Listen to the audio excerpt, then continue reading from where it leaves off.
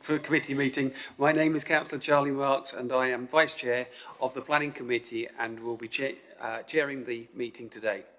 Welcome also to the members of the press and public who are joining us via the live stream.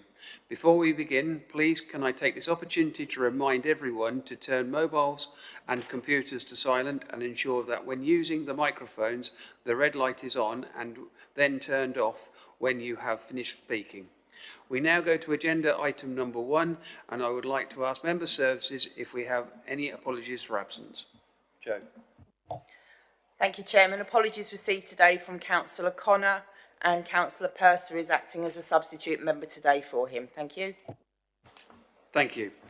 Agenda item number 2 is to confirm and sign the minutes from the meeting of the 6th of August 2025. Do I have a proposer to approve the minutes of 6th of August 2025?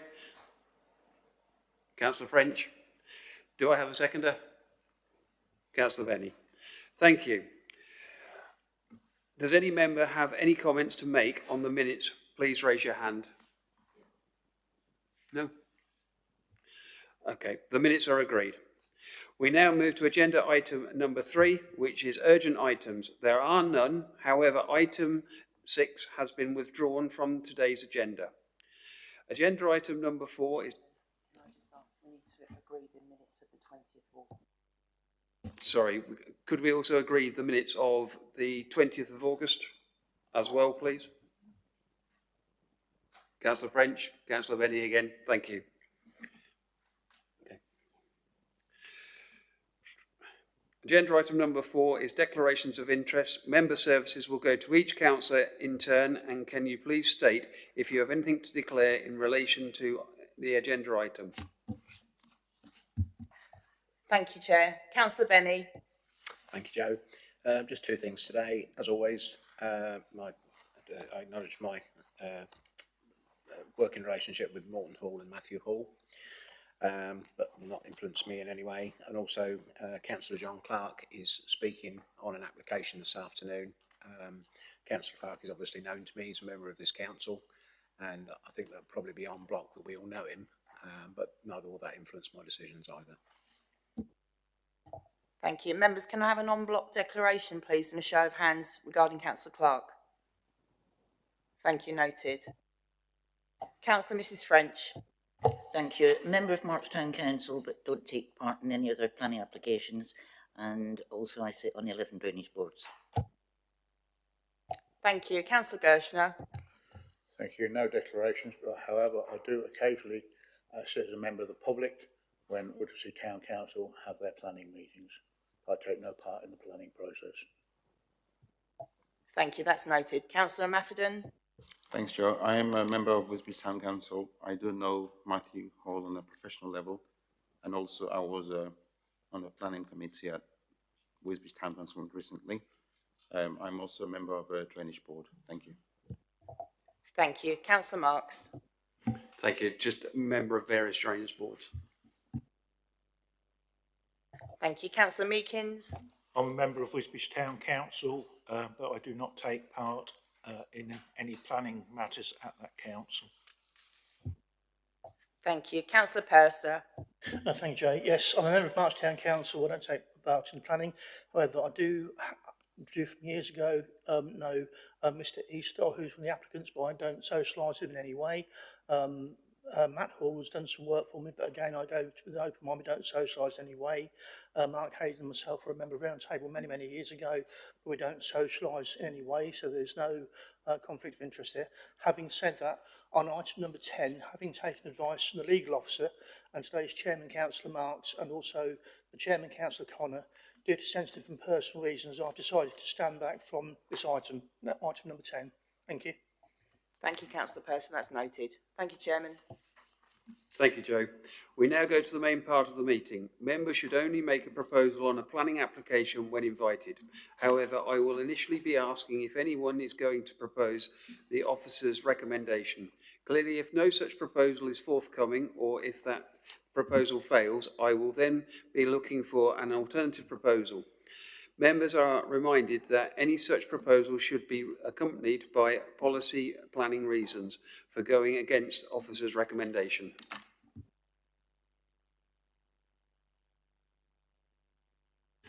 I now hand over to Danielle Brooks, Senior Development Officer, to present FYR 25-0111-0, agenda item number 5. Danielle. Thank you, Chair. Agenda item 5 is seeking outline planning approval for the erection of up to 24 dwellings on land northwest of Cobble House at Gull Road in Guyherne. It's before members today owing to the Parish Council comments in favour of the scheme, contrary to the recommendation of officers. This application was originally scheduled to be heard at the August committee, but was withdrawn on the basis of newly submitted information for officers to consider, which I'll discuss later on. The application site is shown edged red on the location plan and aerial photos as shown. The application relates to a rectangular area of open land covering just over 1 hectare to the east side of Gull Road in Guyherne. The gap is approximately 320 metres wide and is adjoined by sporadic residential dwellings and the open countryside to the east and beyond. So a quick breakdown of the planning background. Number 1, shown top left, is the site, shows the site position of an application that sought 12 dwellings and that was refused in 2013. Owing to the date of the application, this was assessed against the previous local plan 1993 that has since been superseded by the current Fenland local plan. However, in any case, this application was refused owing to concerns over highway safety, residential amenity and the failure of the sequential test. Number 2 shows the site position for an application seeking outline permission for 4 dwellings. This was refused in 2017 and assessed against the current development plan. It was considered contrary to LP3, LP12, LP16 and LP14 as it is not residential infill, had detrimental character impact and also failed the sequential test. Number 3 was submitted on the same site as the previous application for, again, 4 dwellings. This was refused in 2018 for the same reasons as the previous application. This refusal was lodged at appeal and the inspector concluded that the scheme did not constitute infill development, would have a detrimental impact on character and appearance and also failed the sequential test. Accordingly, that appeal was dismissed. The aforementioned sites were all part of the current application site, which seeks wholesale development of the entire width of the site for up to 24 dwellings. The scheme proposes affordable dwellings at 100% of the quantum and is understood that there are currently 31 people on the housing list seeking affordable housing in Guyherne. However, policy contraventions relating to the impact and the character of the area, the non-compliance with the settlement hierarchy and the site's position entirely in flood zone 3 are still material considerations that are relevant to this site. So the indicative site plan suggests the site will be of linear form with a potential mix of detached and semi-detached properties between 1 and 3 bedrooms. The dwellings are intended to be served by shared driveways with parking and plots include gardens to the west, gardens to the east. A central visitor area in the middle there is apparently shown and with an attenuation pond for the site to the rear of that. A proposed 1.8 metre footpath forms the frontage of the site.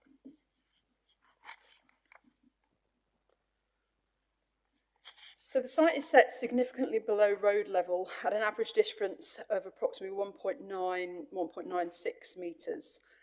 As can be seen from the picture, you can just about make out the white car on the left-hand side as that is road level, and obviously the site to the right of the image is considerably lower. The proposed development seeks to mitigate flooding by putting finished floor levels at 2 metres AOD, which will require a significant import of material to the site to increase ground levels and to above the road level, and may result in increased prominence of the development within the wider street scene. Some further photos. Photos 1 and 2 are facing north and south respectively from Gull Road. That's the site is the open area of land in those images. And image 3 is a Google image from Gull Road with the application site on the left. And that gives an idea of the sort of sense of openness and semi-rural character this land provides to the village in this point. This we consider would be significantly enclosed if it was to be developed with two-storey dwellings.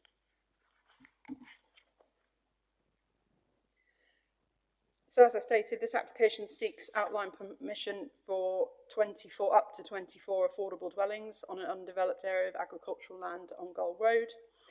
It's understood that there are currently 31 individuals registered on the housing list who are seeking affordable housing provision either within or near to Guyherne. Obviously, 24 affordable units would provide a contribution towards this need. However, the proposal seeks to develop 24 dwellings across a 320-metre stretch of open countryside, and it cannot be considered residential infill against the local plan definition of a relatively small gap. Thus, it is contrary to policy LP3. The development of this scale and an area of land that currently positively contributes to countryside character is likely to result in a detrimental urbanising impact to the settlement form of the village of Guyherne, resulting in ribbon development and leading to visual harm to the character of this part of Guyherne and the open countryside, and is therefore considered contrary to LP12 and LP16. And this is a sentiment echoed by the planning inspectors when considering the early appeals for the development of this site, or part of this site. Guyherne specifically is considered an unsustainable location. Given the level of limited services and facilities within the village as it stands, limited weight can be afforded to any economic or social benefits that may arise from this scheme. The submitted sequential test, which was amended from the August submission, limits now the area of search to the parish of Wisbech St Mary. The LPA expects the area of search for development within small villages such as Guyherne should be district-wide. However, the applicant considers to limit the area of search to the parish. They believe it is justified on the basis of the local housing need on a rural exception site. It should be noted that the Fenland local plan have no policies regarding rural exception sites, and we do not have a designated list of such sites. Therefore, officers consider the evidence provided does not robustly support an identified local need. In addition, there remain sites identified as suitable development in the local plan that do not currently benefit from planning permission, and it would be reasonable to suggest that these in flood zones 1 and 2 could easily accommodate 24 dwellings, and as such we consider the sequential test remains failed. The officers also retain concern that the proposed flood risk mitigation of raising floor levels to 2 metres AOD is potentially an unviable and impractical solution that may, whilst it may address matters of flood safety, may also give rise to other issues in respect of scale, access and impact on the street scene, which could not be overcome. Finally, the application does not propose any contributions based on the Council's adopted SPD. Whilst normally we would not seek these in a 100% affordable scheme, the unsustainable location of Guyherne, officers believe that contributions should be sought for this site on the basis of the limited services and facilities in the village. However, there was no viability report submitted with the current application, and the applicant at this stage is unwilling to commission a statement ahead of a decision. Therefore, the LPA have no evidence regarding the viability of the site to determine whether the applicant's claim of unsustainable contributions is justified. Therefore, we would consider to seek the Section 106 contributions should planning permission be granted. Fundamentally, however, the proposal is contrary to the Council spatial strategy in LP3 in that it is not small or an infill site. It fails the sequential test on the basis of policy LP14, and it would cause detrimental harm to the character of the open area in respect of policies LP12 and LP16. Accordingly, these are significant factors weighing against the scheme that would outweigh any arising social benefits, and therefore the principle is unacceptable and it should be refused. Thank you, Danielle. We have one set of speakers on this application. I would like to invite James Burton, the agent, and Luke Boatstein, the applicant, to make their presentation to committee. Gentlemen, you have 5 minutes.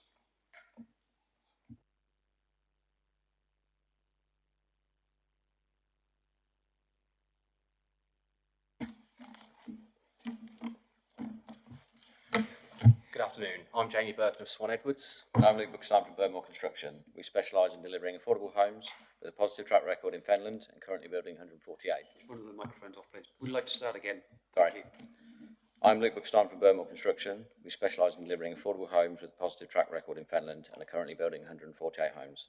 I'm here to answer any questions and to read a statement from Azhar Ahmed, Assistant Development Director at Accent Housing, our preferred housing association partner for this site. At Accent, we care. We manage over 20,000 homes, housing over 35,000 people. We aim to deliver a large programme of new build homes to provide quality homes and sustainable communities. Accent is aware that there is a high need for affordable homes of all types in Fenland. With support from Fenland Housing Team, there is a clear housing need. This rural exception site will give priority to those with a local connection. Accent, as a registered provider, strongly support the delivery of this 100% affordable housing scheme to provide sustainable homes that are genuinely affordable to the local people.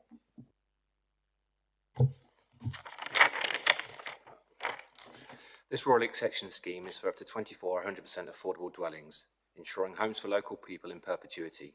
Both Fenland's Assistant Director and Housing Enabler Officer support the scheme, noting the scheme meets identified need to provide ring-fenced affordable homes for the parish, and they consider the scheme meets the requirements of a Royal Exception site under the MPPF. We consulted with the Parish Council throughout the application and amended the scheme. As a result, we have parish support, and I can provide further information if required. We've worked closely with your housing team. They've informed the housing mix, including one-bedroom units, and confirmed a need for 176 dwellings in the area, with 31 having a direct link with Guyherne.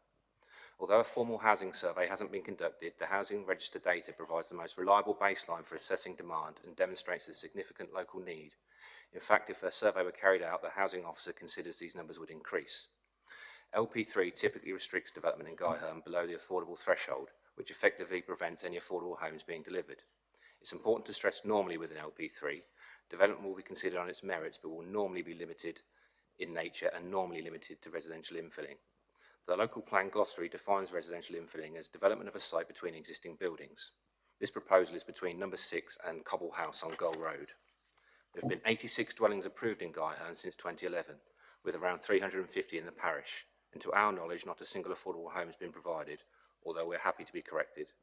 We believe the merits of this scheme comply with LP3 and represents an exceptional opportunity to provide much needed affordable homes evidenced by housing need with developers and registered providers in a position to deliver. This is precisely why rural exception sites exist, to allow housing where it wouldn't normally be permitted to meet local need. Guyherne is linear, however the site is central and would not extend the village boundary. The site has natural boundaries and infills between existing dwellings and is consistent with the piecemeal development opposite and also the development nearby to the north. The site is a 5-minute walk to the shop, 2-minute walk to the pub and a 10-minute walk to the school. The bus stop is 2 minutes away and provides links to Wisbech, March, Peterborough, Kingsland and Norwich, with buses usually every 30 minutes, making Guyherne arguably one of the best connected villages in the district. We consider the proposal is in keeping with the form and character of the area. It includes a footpath with crossing points, a maintenance strip for the ditch and provides adequate parking, including visitor parking. With regard to the sequential test, the method and approach changed during the application, and we can provide further details if required. As a result, we submitted an expanded sequential test justifying the search area as the parish boundary, as this scheme will have a local lettings policy secured by Section 106, and there is a clear local need. We believe this complies with the new approach and the MPPF. The sequential test concludes there are no reasonably available alternative sites within the parish. The site is also technically safe from flooding, and as can be seen from the indicative street scene, the proposed heights are comparable with neighbouring dwellings, and the land levels will not be raised above road level. This follows the approach of the dwellings approved opposite, which have no issues. We've also clarified we're willing to accept a condition for an A-rated EPC to enhance the sustainability of the scheme and to minimise the impact of fuel poverty. With regard to Section 106 contributions, officers have confirmed that the FDC SPD requires no contributions if the scheme is 100% affordable. It is unfair to say the applicant will not provide any contributions. They have confirmed they will provide contributions in line with the viability assessment to be undertaken. Again, we can provide further details. At this stage, they've confirmed they're willing to offer £2,000 per plot as per the previous arrangements for open market housing in the area, as well as the £5,000 contribution to the parish. They have also submitted heads of terms demonstrating their commitment to entering into a legal agreement. To conclude, we believe the scheme is policy compliant with no technical objections and the support of the parish council, will not encroach into the open countryside, is in keeping with the form and character of the area, and will deliver 100% affordable homes for local people now and for future generations. Please support this scheme with the conditions you deem appropriate. Thank you. Thank you. I would like to invite, thank you. I would now like to invite members to put questions to Mr. Burton and Mr. Bosteen. If you would like to ask a question, please raise your hand. Councillor Benny. Thank you, Chairman. Good afternoon. If this gets approved this afternoon, how quickly will you start and how quickly can we get people into these houses, please? So this is an outline application, so we intend to submit reserve matters as quick as possible. We're on board with Accent Housing as noted, so we'll follow that process and expedite as quick as we can. And as noted, there's a housing needs survey. Accent are the partner of our 148 homes in the district, and we can demonstrate that they occupy them very quickly. And also, have you got a housing provider lined up ready to take these over when you've got them built? Yeah, this is who we mentioned, Accent Housing. That's who's working in the district with us at the moment. Councillor French. Thank you. I have two questions. With regard to North Level Drainage Board, have you had further discussions with them? No further discussions past what's in the application. We've done further investigation with the LLFA. The ditch to the east is a riparian ditch, and so we've got a maintenance strip all the way along the riparian ditch, and the ditch to the north goes, so just to the north of the site runs east and then northward, and that's an IDB adopted ditch, so our surface water will be going into there with the appropriate contributions. Well, it won't be going in unless you speak to them. Yeah. And the second question, why haven't you done a viability study? Just at the moment, because of the communications with the planning authority and the reasons for refusal, at the moment we were awaiting a positive outcome and we'll commission immediately and submit. But we have also made a confirmation over our position on contributions ahead of that. So we could class this as an incomplete planning application if you haven't supplied a viability study.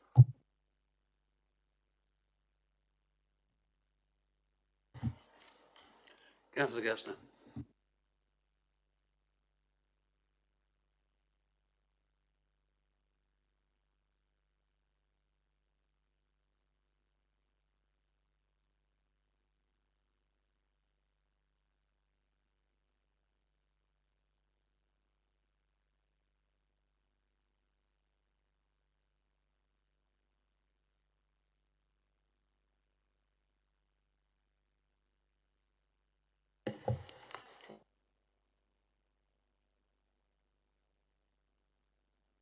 Meet the contributions from Cambridgeshire County Council and the commitments contained within the report pack. No, we can't. The contributions are, I believe the total contributions are £617,000 that have been requested. And that is what Mr. Buckenstein was referring to, would be part of the viability assessment. Thank you.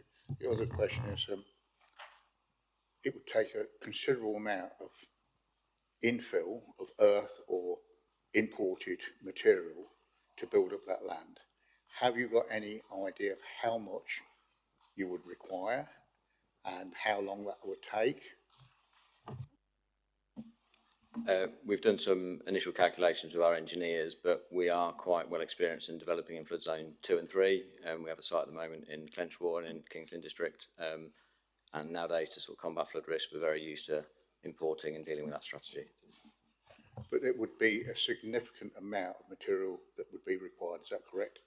It is significant, but we'd refer to our scheme in Fenland District at Wimbledon Road, which was previously approved. Where would you, I've got to ask this question, where would you source that material from? We can either use our alternative sites, as we have quite a lot in the district, or elsewhere. We have 500-600 homes under construction, so material can be sustainably recycled from other sites. If not, we would work with local landfill sites to have appropriate material brought into the site. And you would confirm that that would be inert material, would it? Yes, inert clean material, which would comply with any highways design guidance, so that we're bringing the appropriate material into site and in line with anything from the Environment Agency in terms of MMPs and permits likewise. Thank you. Okay, I'll come in there. Councillor Wiggins. The Highways Authority seem to have quite a lot of not objections. Sorry, I've just lost my place. Sorry. Yes. They talk about the vehicle displays, etc. They're not shown on the plans apparently. Are they achievable? Would be one question. Access, there's a lot of new access points. They don't seem to be very happy with the amount of new access points. They asked a question about a footpath. Is there going to be a footpath in front of these houses? And also they asked a question about how the bins will be collected and where they're going to be stored, etc. So that's, I think, 4 points. Can you clarify those, please? Sure. So those points will form part of the reserve matters, but we have updated the scheme as part of the outline application. There will be a footpath across the extent of the frontage of the site, which will include drop curb crossing points to allow crossing to the main footpath opposite. We've grouped together as many of the entrance points as possible, so there's fewer entrance points onto Gull Road. This is consistent with the development that's happened opposite without any issues there. With regard to vision displays, I've got the highways boundary plan with me, and that demonstrates clearly that the visibility displays can be achieved along the whole length of that frontage there. We have also committed to the parish council that we'll apply to reduce the speed limit in that area to 30 miles an hour, which will reduce the visibility displays further. And yeah, I think that covers all the points you asked. Thank you. Thank you. If I can ask a question, please. Okay. Councillor Matthew. Thank you, Chair. There you go. I just want to revisit the, I know you said the LLFA have no objections, but can you just explain to us, please, why you haven't been in touch with the North Level Drainage Board?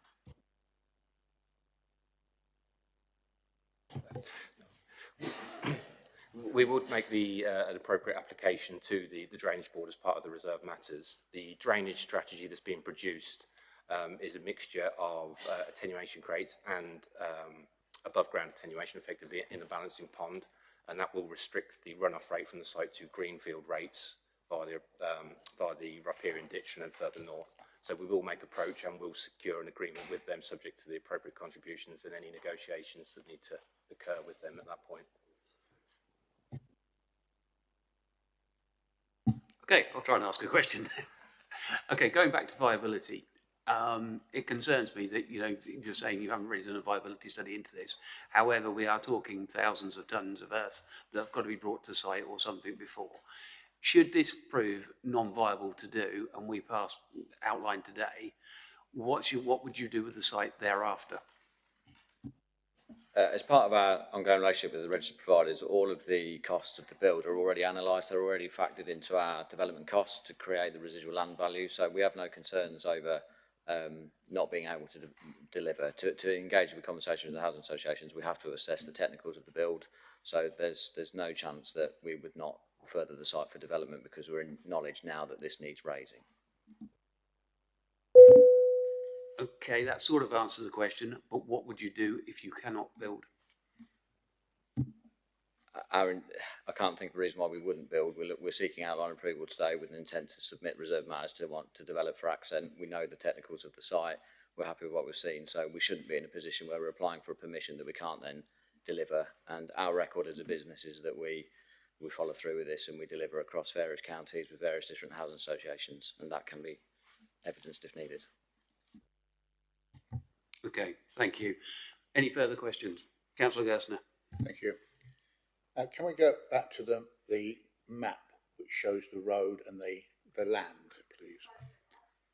Yeah, one of those. Thank you. Currently, behind this strip of land, is that land agricultural land that's being used at the moment?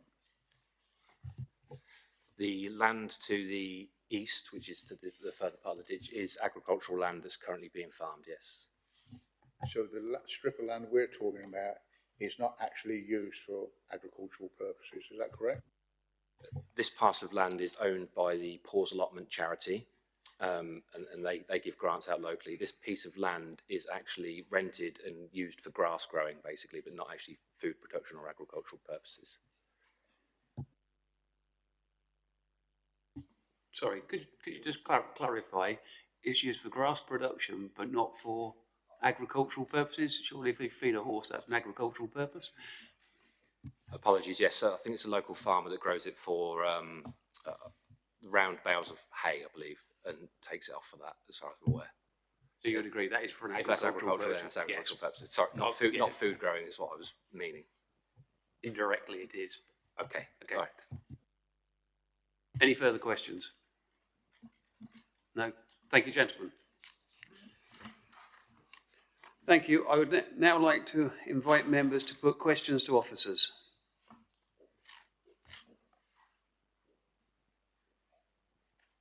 Any questions for officers? No? No? Okay, so we'll move on from there.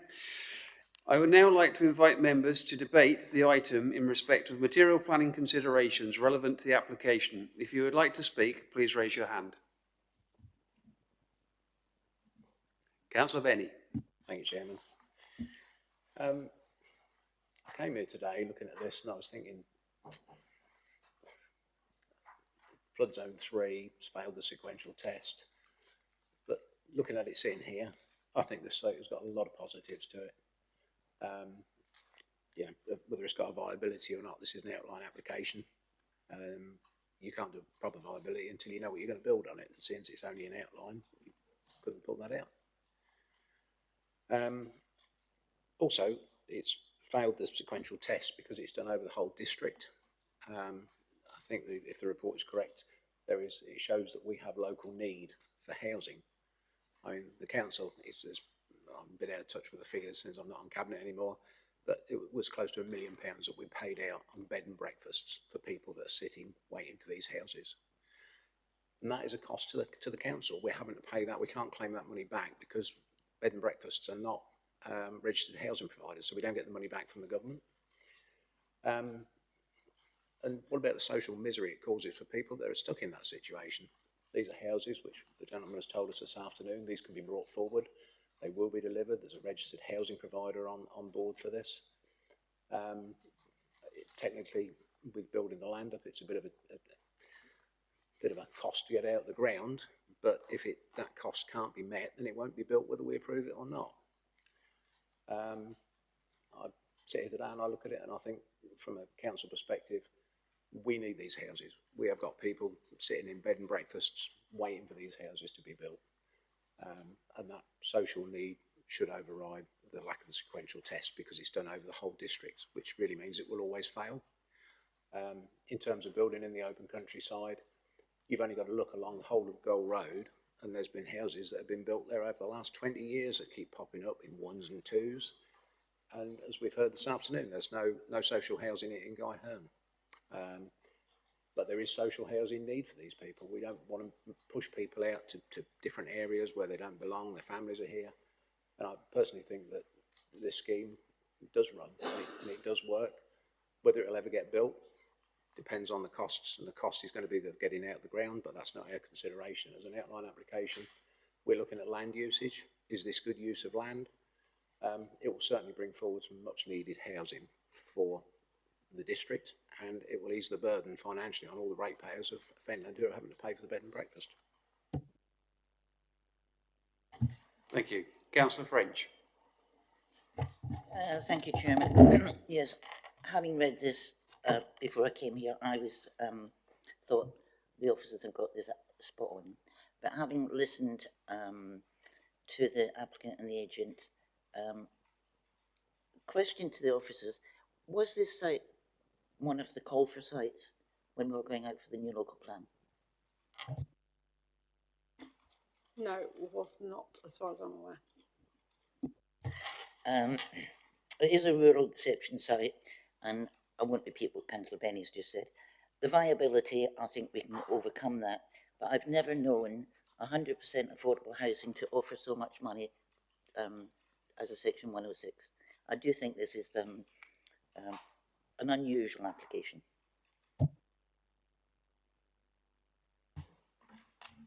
I'll let Matt come back on a couple of points. Thank you, Chairman. I know it's not questions to officers, but it's a couple of points have been made, I think, for some clarity.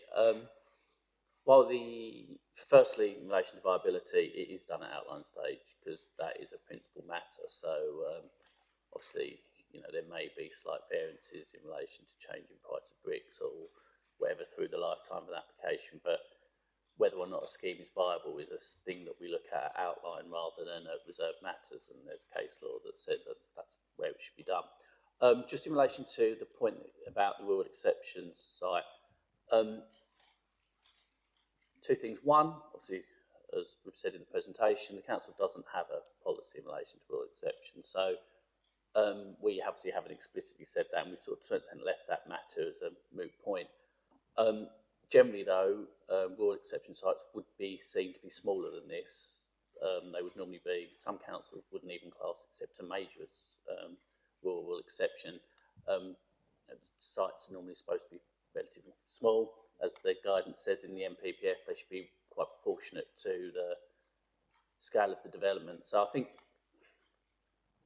also you would normally expect it to be a proper rural exception site, a lot more evidence to base around the need rather than just be our housing list, you know.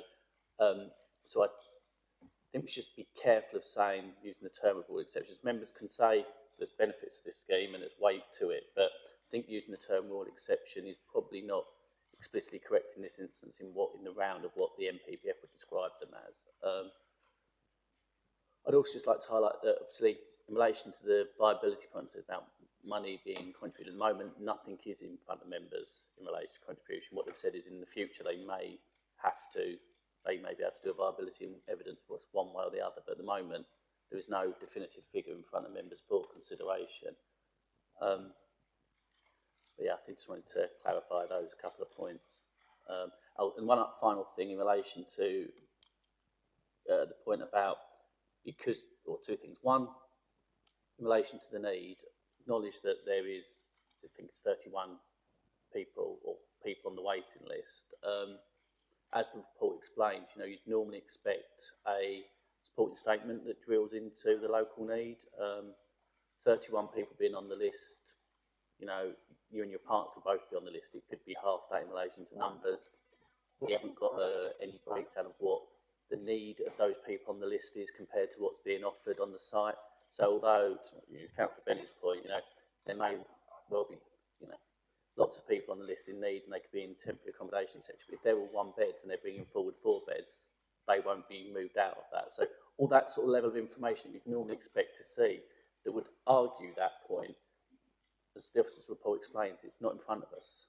So I think just members need to be conscious of that when doing the balancing exercise. And the final point quickly in relation to the sequential test, a need for a type of accommodation doesn't overcome the needs of sequential test. That would move on to, as the report explains, would be the exceptions test, where you'd actually say there are benefits of the scheme that outweigh the conflict of the fact that they haven't done the sequential test. It just doesn't mean that they shouldn't do it. It's that the lack of doing it, the harm from that is overcome by the benefits of living a certain scheme, just for wording and contextualisation. Thank you, Chairman. Councillor Benny. Yeah. I mean, Fenland District Council has many different branches. Part of it is housing and part of it is planning, which are 2 separate departments. One would think that we would be working on the same sheet to try and achieve the same goals to alleviate housing for people. You know, we should be people-based, not property-based. When this came forward, did we ask at any time for this information? Because we should all be aware of what the council's goals and targets are and what we're trying to achieve, and maybe we could not steer people into giving the right answer, but if there is just information, have we asked the applicant for that level of information so that this could be processed and therefore be part of the application? Because every report that we ask for costs the agent money, and there is a certain element of doubt and uncertainty when you're putting a planning application in. You know, if you're going to ask them for reports, they wouldn't want to put them in unless there was a fair chance of this being approved. So, you know, that comes out in the viability of the site being brought forward, and therefore we end up as councillors with a lack of delivery of homes, which we want to see. So have we asked for this information? Dear Chairman, what I would say is that if you're trying to bring forward a site that talks to specific needs of an area as a planning agent, when I was on the other side 18 months ago, I wouldn't have needed to ask the council to know that I needed to explicitly give members all the information they need to be able to come to an informed decision, especially if it's going to be going against an officer's recommendation. You know, there's a lot of guidance out there on what, if you wanted to use the term rule exceptions, and it, you know, our evidence as the housing authority, which, you know, we have got from our officers internally, got no issue with the quality of the work they've given, but that isn't the only one thing that needs to be assessed, and doing that assessment isn't the council's responsibility. You know, we've given them information in relation to the housing list and that, and then it's their responsibility to progress that, develop that, provide that as an appropriate answer for us as the decision makers to assess. It's no difference in relation to a noise report. We don't get environmental health to go out and assess all of it and then make a decision. You provide a noise report and our officers assess that as whether it's robust or not. I understand the point about reports cost money, but unfortunately the planning system does require a lot of reports for an application to be acceptable. Whether I agree with all of them or not is not the point. And down in the situation, I could have a very different conversation with you about some of those reports. But yeah, that is the system we're in, and I know it's expensive. As I said, I was on the other side not that long ago. I know how expensive it is, probably better than a lot. But that, unfortunately, is the system we are. Thank you, Chairman. Councillor French. Thank you. With regard to housing need, I mean, there is a report in 5.8, Housing Strategy Manager, there certainly is a need. There may well be 31 in Guyhern, but we have over 3,000 people on the waiting list for some kind of home. So I think, you know, we really need to look at this carefully. It hasn't got a viability study with it. I'm bordering on whether this application should be deferred for a viability to be made. Thank you. Can I remind everybody we're in debate, not questions for officers. Councillor Gerstner. Thank you. Whilst I applaud the applicant for putting in for this affordable housing, I have serious concerns that there's no contributions for education, for health, for primary education, for secondary education. We did ask the applicant whether that was affordable to him, and they quoted the figure. And we have to be very mindful that there's 24 houses here, predominantly families that will have children, that will need schooling and health facilities. And there's no ability to contribute anything from this scheme. And I have serious reservations, not only on that, but also the amount of imported material that's going to be needed, or the applicant is experienced in importing this material. And I did ask the question about it being inert material, because we've had issues before with non-inert material. So I'll be very pleased to hear about it. The amount of lorries and trucks, probably the amount of material is going to be quite substantial, and that land is going to have to be built up quite substantially to overcome the issues with flood risk. And then you're going to build houses on it that's going to look slightly out of keeping and character with the rest of the group. So there's several things there that I'm not very comfortable about. Thank you.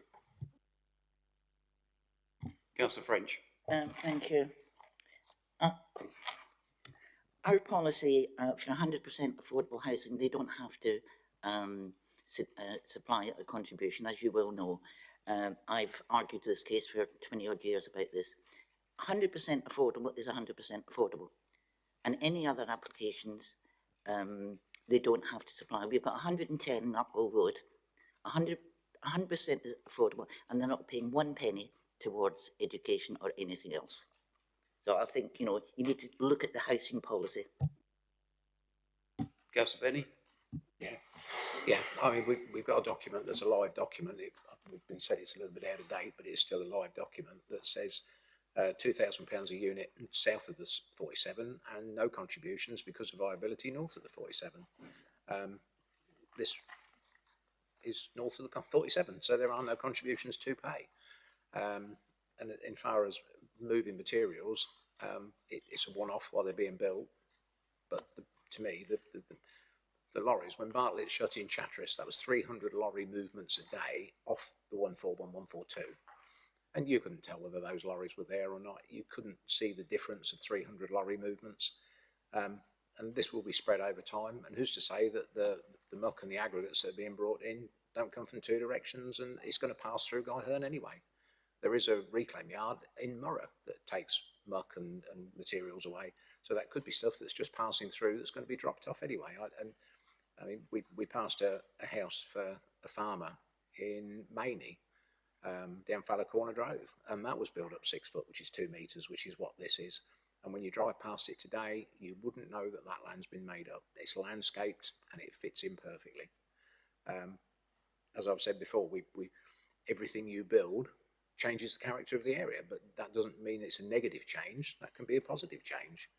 You know, look at all the houses that have been built along Goal Road. You look and they're dropping in 1s and 2s. This is up to 24, maybe 20. But we don't know till we get the Reserve Matters application. But even if it's 24, to me, the social benefit from this is it outweighs the negative of getting the paperwork to add up. Does this deliver? This is what it does. This will deliver homes for people. That is, as councillors, what we should be doing. Thank you. Councillor Meekins. Yeah, I've already, when the gentlemen were giving their presentation, I mentioned the various concerns the highways people had.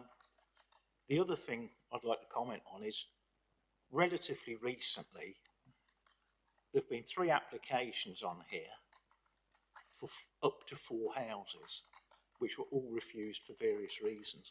And now we're being asked to consider up to 24. And that, I can't get my head around the fact that if we refused previously 4 houses on this same piece of land, why we would now want to grant 24. It just doesn't make any sense to me. I won't be supporting.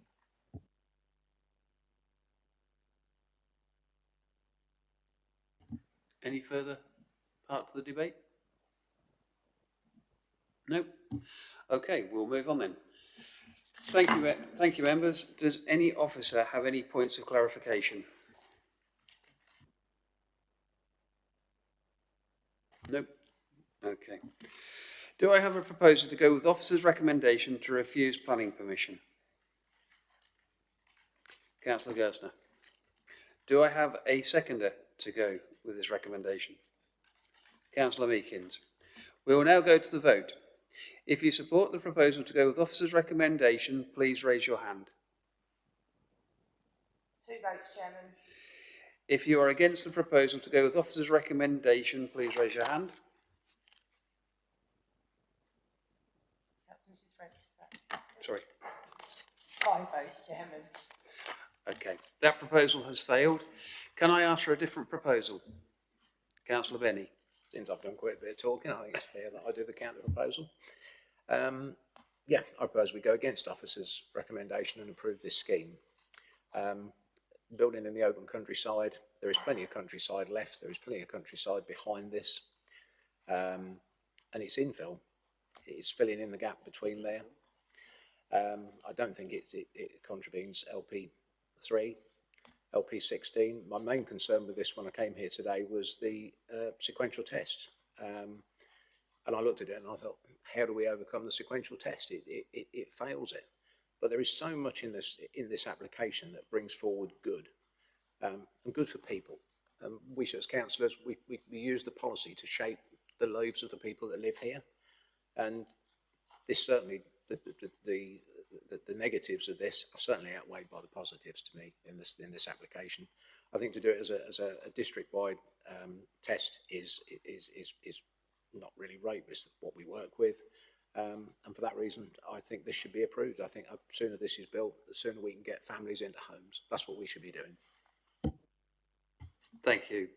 I have to say I must agree, and it's nice to see the parish council as well on side. Do I have a seconder for this proposal? Councillor French. We will now go to the vote. If you support the new proposals, please raise your hand. 5 votes, Chairman. If you're against the new proposal, please raise your hand. 2 votes, Chairman. Okay. With conditions. Yeah. Section 106 needs to be delegate places in section 106. Okay, so section 106 will be in relation to the affordable housing and pedestrian access. Okay. You're happy with that, Stephen? Yeah. Okay. I mean, I'm happy for officers to do the paperwork to tidy this one up.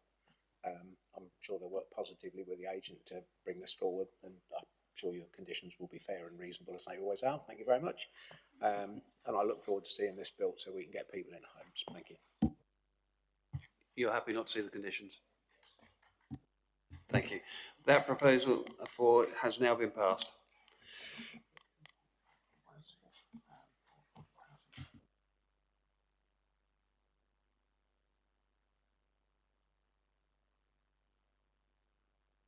No problem. As previously advised, agenda item number 6 has been withdrawn, so I will now hand over to David Grant to present FYR 250404F, agenda item number 7. Thank you, Chair. This is a full application for a one-bedroom self-build dwelling requiring the demolition of existing garages on land off River Drive in March. Amendments have been made to the previously refused design, which was subsequently dismissed at appeal. However, material concerns regarding the impact on the character and appearance of the area and overlooking remain. Slide 2 here shows the location plan. The plot is a parcel of land which is bordered by an existing public footpath that runs from Deerfield Road in a northwesterly direction to public open space at the rear of River Drive. The proposed dwelling is to be located on the site of existing vehicular garages which are no longer in use and are dilapidated in appearance. The plot is surrounded by residential development with River Drive to the north, Cotswold Close to the west and south, and Deerfield Road to the east. The site is located in Environment Agency Flood Zone 1 and is subject to low, medium and high surface water flood risk on the Environment Agency surface water map. The existing site plan shows the garages to be demolished and the adjacent public right-of-way. The previous application proposed a 3-bedroom, 2-storey dwelling with a ridge height of 7.066 metres. The current proposed dwelling, as can be seen on this plan, is to have a ridge height of 6.308 metres and provide a single storey of accommodation. The footprint of the proposed dwelling is reduced from 175 square metres to 111 square metres. The new footprint covers 63.5% of the previously refused building footprint. This reduction has been achieved primarily through the removal of a double carport, as well as a reduction in the depth of the building from 7.6 metres to 6.75 metres.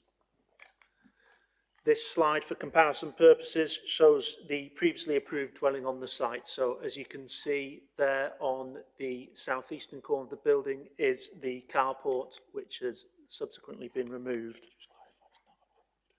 Sorry, the previously refused dwelling, on the site. Slide 6 shows the proposed floor plan. The submitted plans propose a single-storey dwelling that contains a bedroom, bathroom, water closet, storage, utility room, and combined kitchen and living room with a covered dining area. The interior of the property will be a double-height space. Garden will be provided adjacent to the northwest-facing side elevation, with 2 car parking spaces provided to the southeast of the dwelling. To mitigate against potential flood risk, the finished floor level of the dwelling will be set at 0.5 metres above surrounding ground level, with a further 0.3 metres of flood-resilient construction above. This plan here shows the previous floor plans that were refused and dismissed at appeal. This shows the proposed northeast elevation of the current application and the proposed southwest elevation of the application. These slides show the previous elevations that were refused. And this slide shows the application from the northwest and from the southeast. Slide 13 shows the proposed northwest and southwest elevations of the previously refused scheme. Slide 14 shows the proposed street scene with the image at the top with the view from Deerfield Road and the image at the bottom from River Drive to the north of the site.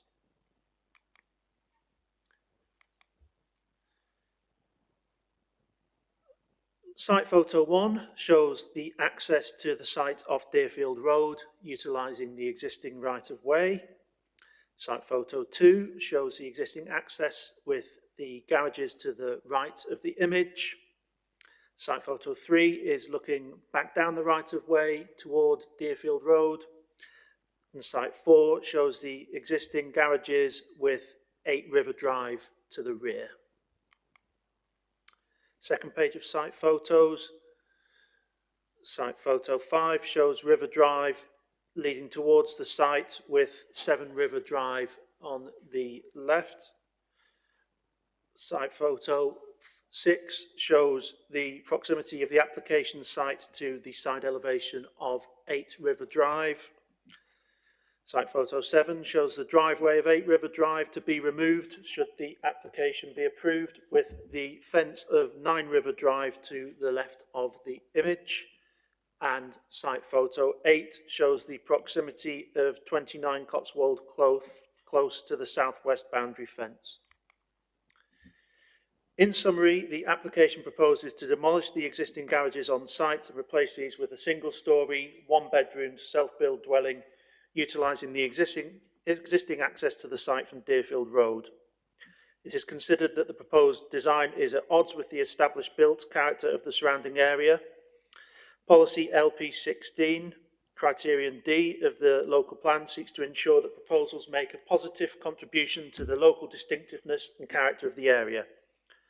In this regard, the application site is constrained in size, and consequently the dwelling proposed would result in a linear form of development in close proximity to the boundaries of the site.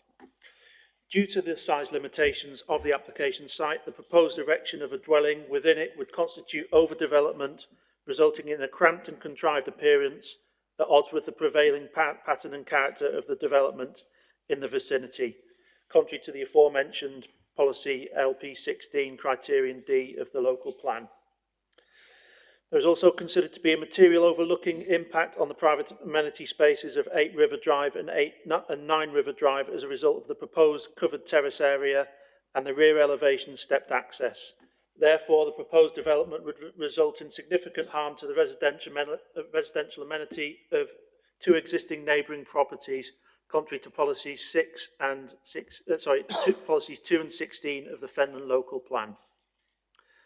The above considerations were supported by the planning inspector, who, when assessing the previously refused application, stated, "While I acknowledge the role of increasing residential density in delivering the government's objectives to boost housing supply, this should not come at the expense of contextually appropriate development.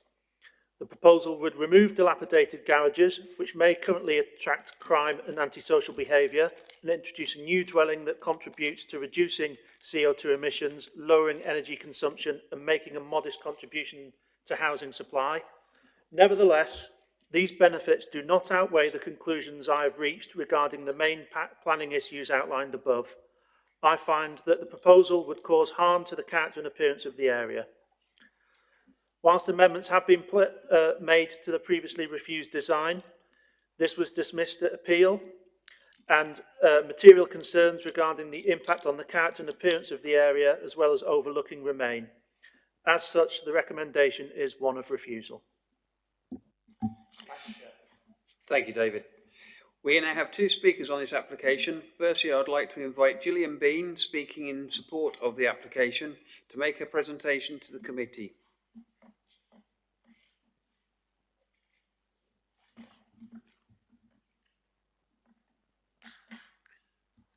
Thank you. You have 5 minutes.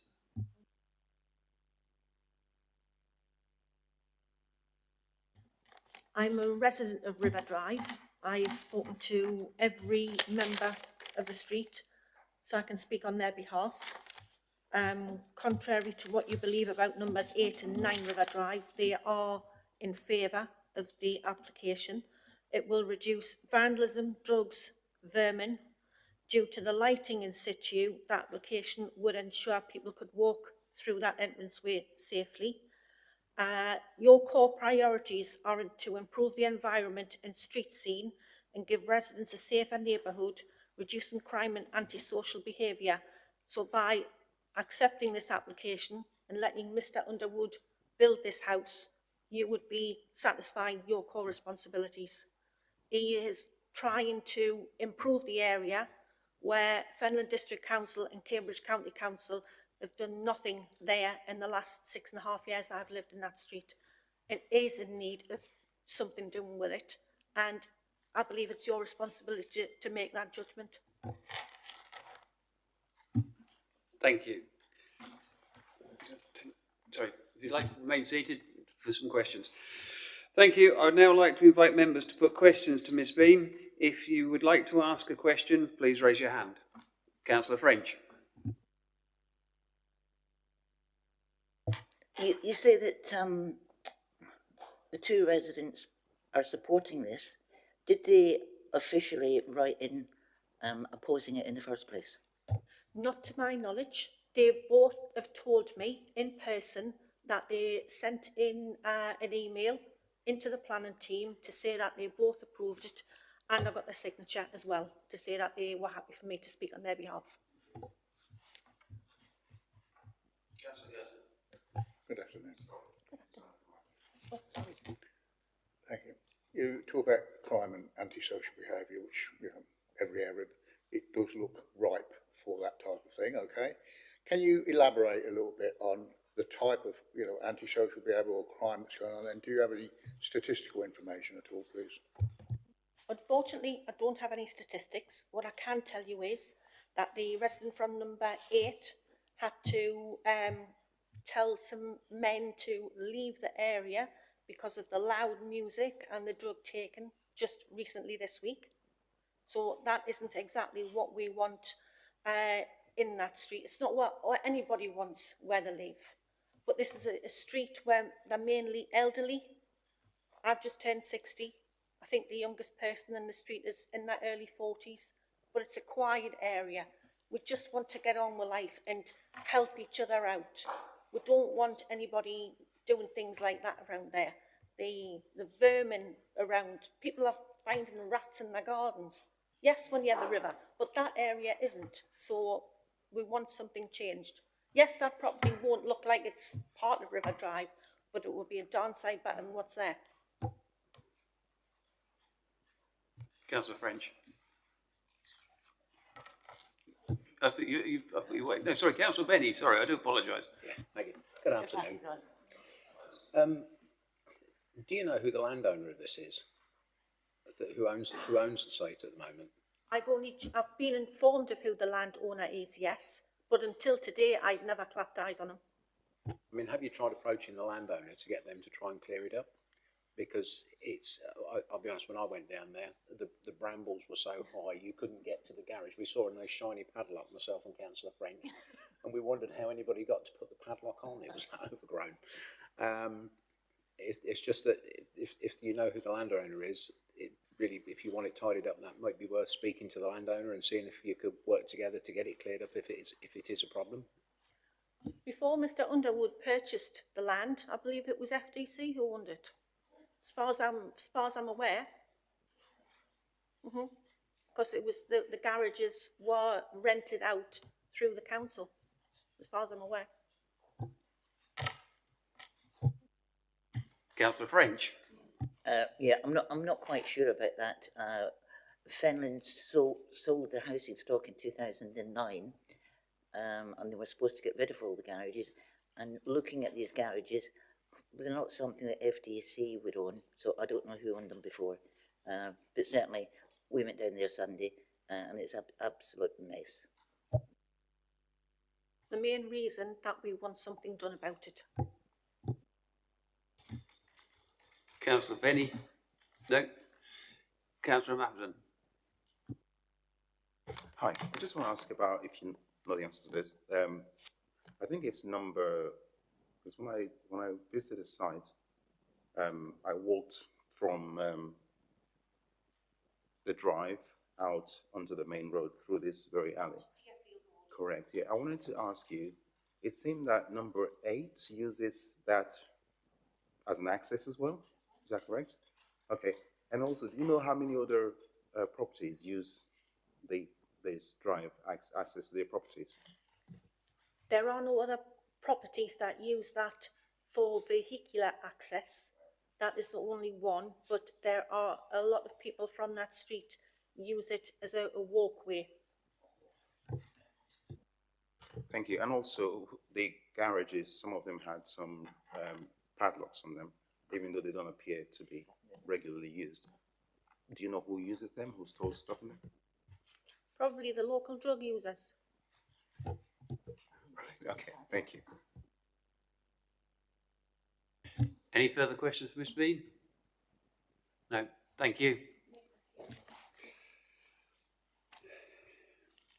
I would now like to invite Nicholas Underwood, the applicant, to make his presentation to the committee. You have 5 minutes, sir.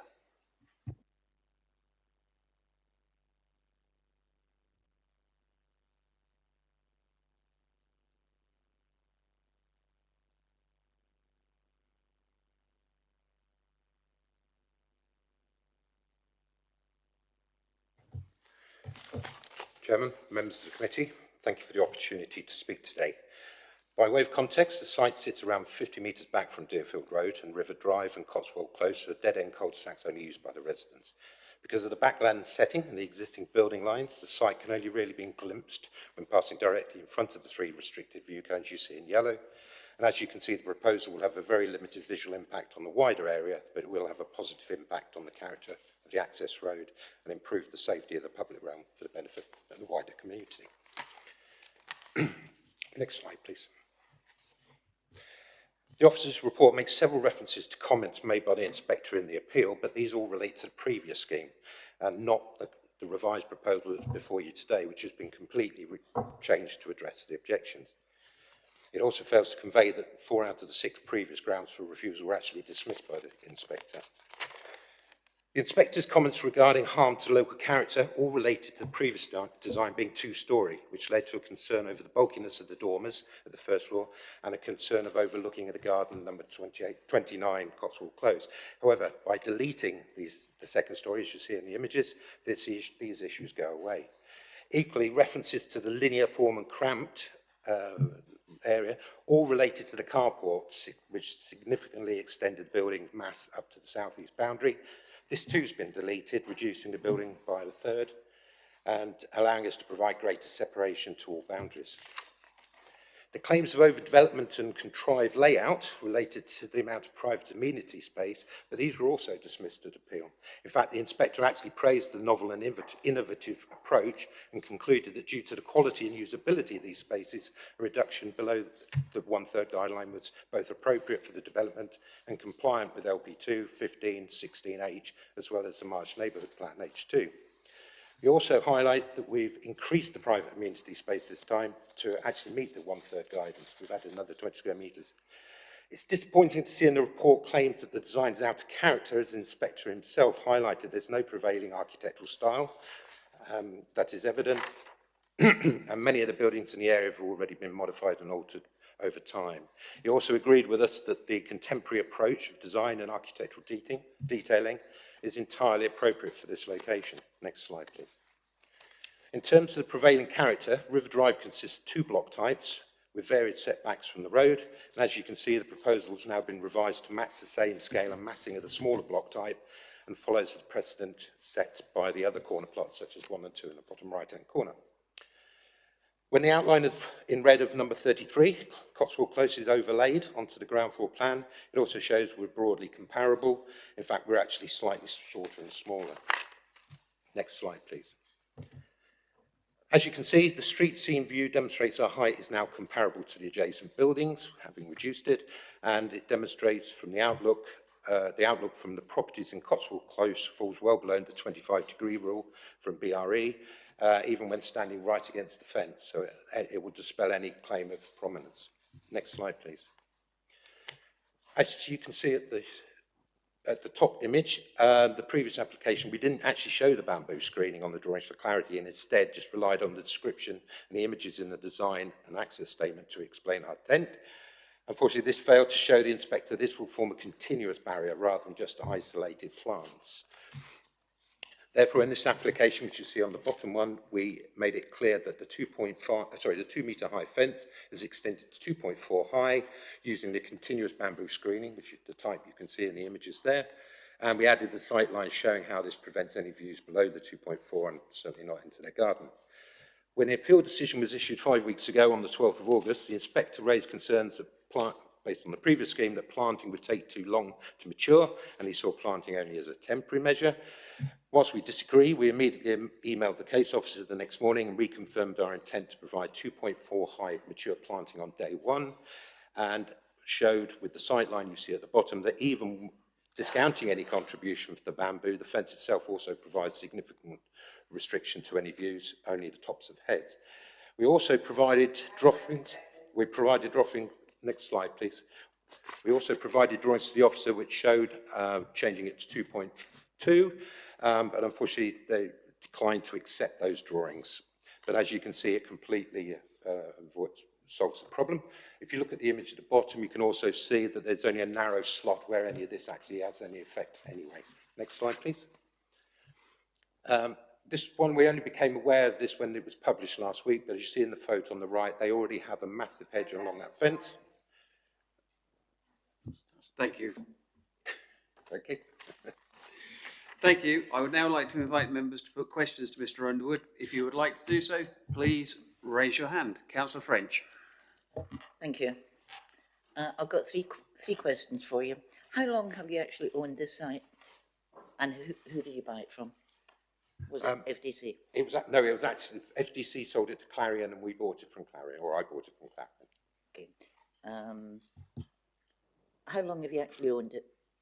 I owned it, it's about 1.5 years when I started these applications. As I say, I expected to get this done very quickly and demolish them and make the area better, but I didn't anticipate 18 months on this process. So the intent is to demolish it as soon as possible and tidy up the area. Well, that is one of my questions. Why haven't you tidied the site up?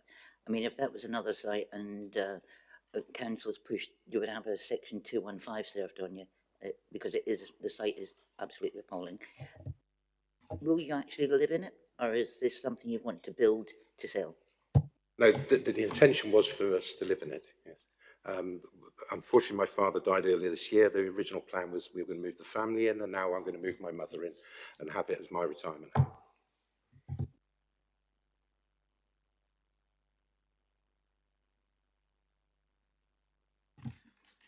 Any further questions? No? Thank you.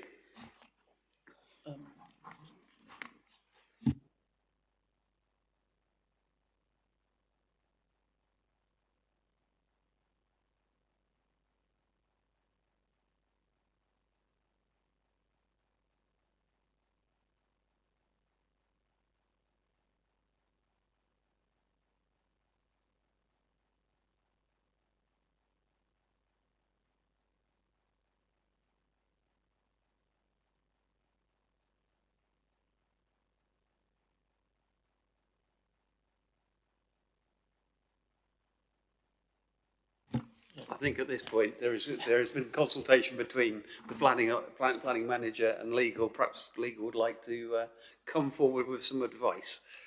Well, from the answers given by the speaker, it would appear this is not going to be a self-build in the sense that somebody else is living in it, going to live in it. In that sense, there needs to be a bio-net gain assessment and obligations which haven't been submitted so far as we know.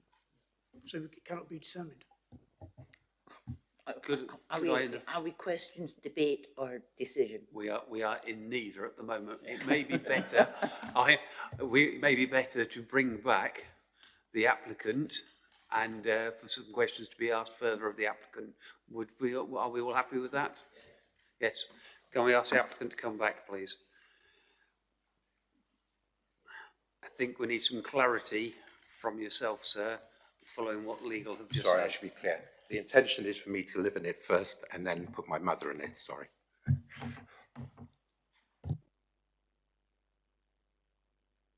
For a point of clarification, as members will be aware from the recent, or relatively recent emails sent to you all, appeal decisions have been quite clear that the only way to ensure a self-build is through a legal agreement, and if members, you know, as we're doing with all applications now, require applicants to sign a legal agreement, which obviously, if someone was not to do that, they would be heavily breaching the law. So I think we just need to be very careful of what was said and then rode back on things. We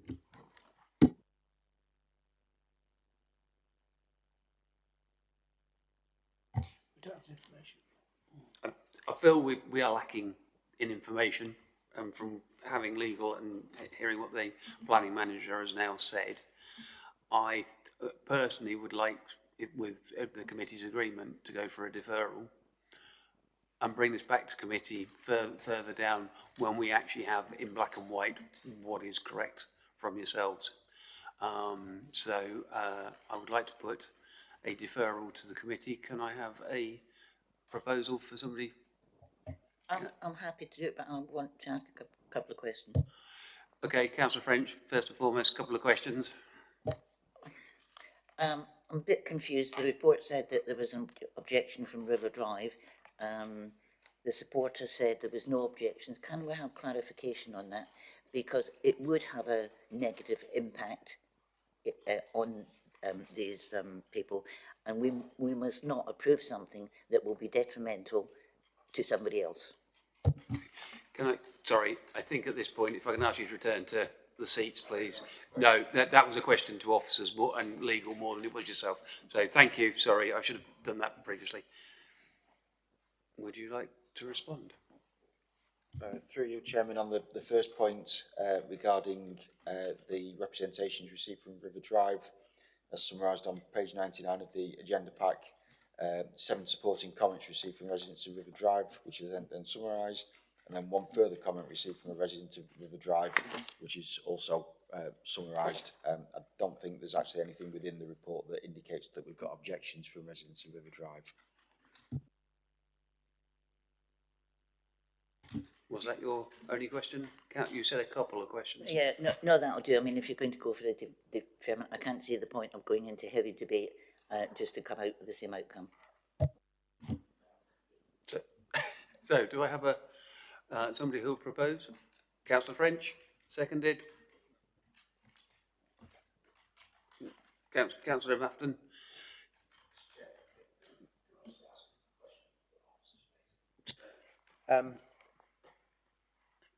Correct me if I'm wrong, but if the applicant is not going to live there, we have got the wrong application in front of us. He's going to live there. He's going to live there. Yeah. I mean, a self-build is a different type of application to the housing. It seems like we've got the wrong application in front of us. I think there's a lot of uncertainties here. Whilst I see the supporter of the applications need to get it cleared up, this is about land usage, and is this land suitable? And I don't think we've got the right application in front of us, Mr. Chairman. I'll refer to legal. Well, I think there are, through you, Chair, I think there are too many question marks over what this application involves, and I think the safest thing to do would be to defer, to ascertain whether it is in fact self-built and deal with it appropriately at a later meeting. That would be my view. Okay, so we've heard what Stephen has to say. We already have a proposal on and seconded as well for a deferral. Can I have a show of hands regarding deferral? Application is deferred, Chairman. Thank you, Joe.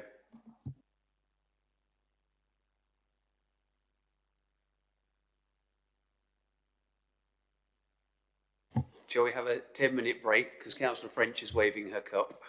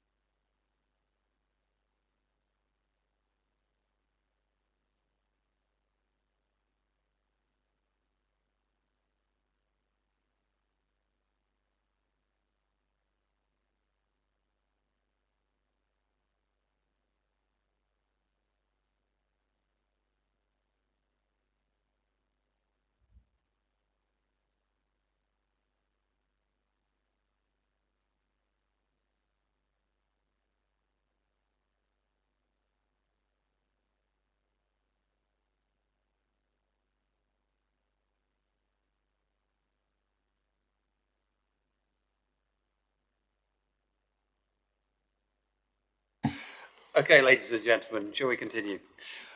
I will now hand over to Zoe Blake, Development Officer, to present FYR 250396-F, Agenda Item Number 8. Thank you, Chairman. So agenda item 8 is seeking full planning approval for the erection of one self-built dwelling, including the demolition of the existing garage. The application site is on land north-east of 93 Dartford Road in March. The application is put before members today owing to the letters of representation contrary to the recommendation of officers.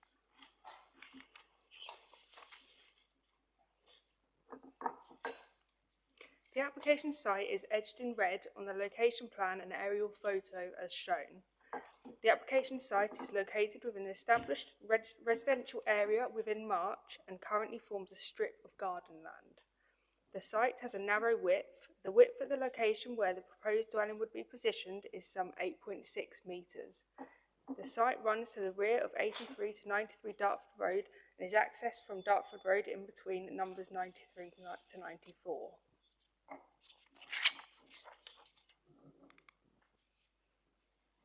So the site plan shows the proposal involves one detached dwelling, which is accessed from Dartford Road.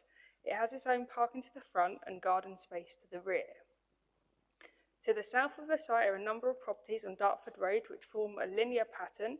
Immediately to the north of the site forms one pair of backland dwellings accessed via their own private drive.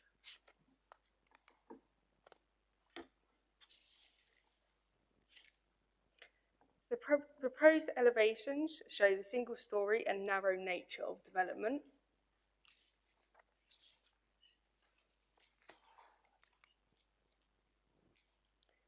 The proposed floor plan shows the level of accommodation, including one bedroom, a living room, kitchen and bathroom.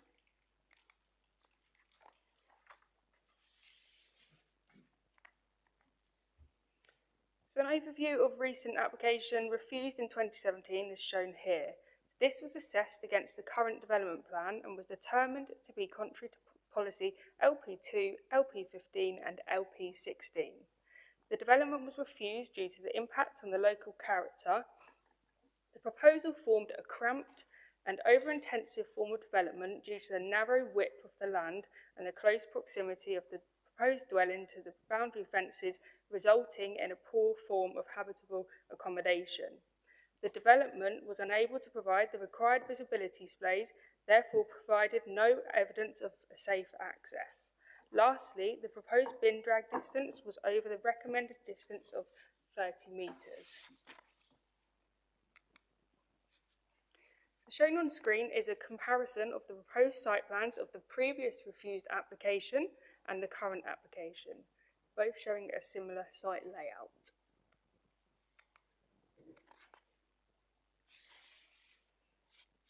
Shown on screen are some site photos. So image 1 is facing east to the rear of the site.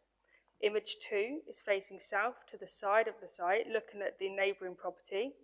Image 3 is looking north to the other side of the site where more neighbouring properties are situated, and image 4 is looking west to the front of the site.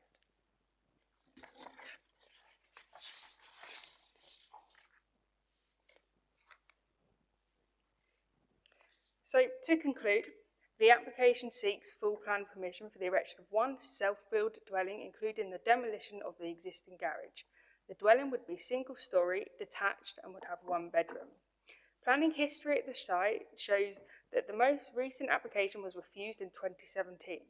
This application was refused on the basis of being detriment to the local character with no coherence with adjoining development, having a poor form of habitable accommodation, being unable to provide the required visibility displays, and having future occupier issues due to bin drag being over the recommended distance.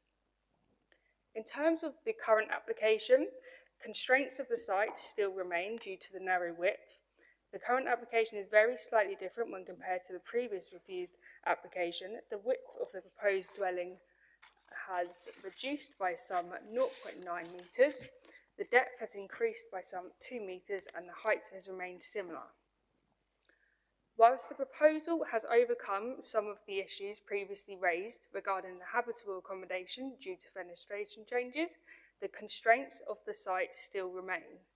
The proposal was not significantly changed and is considered unacceptable due to the impact on the character of the area, as the development has no coherence with the adjoining properties, and the development still fails to comply with the bin distance.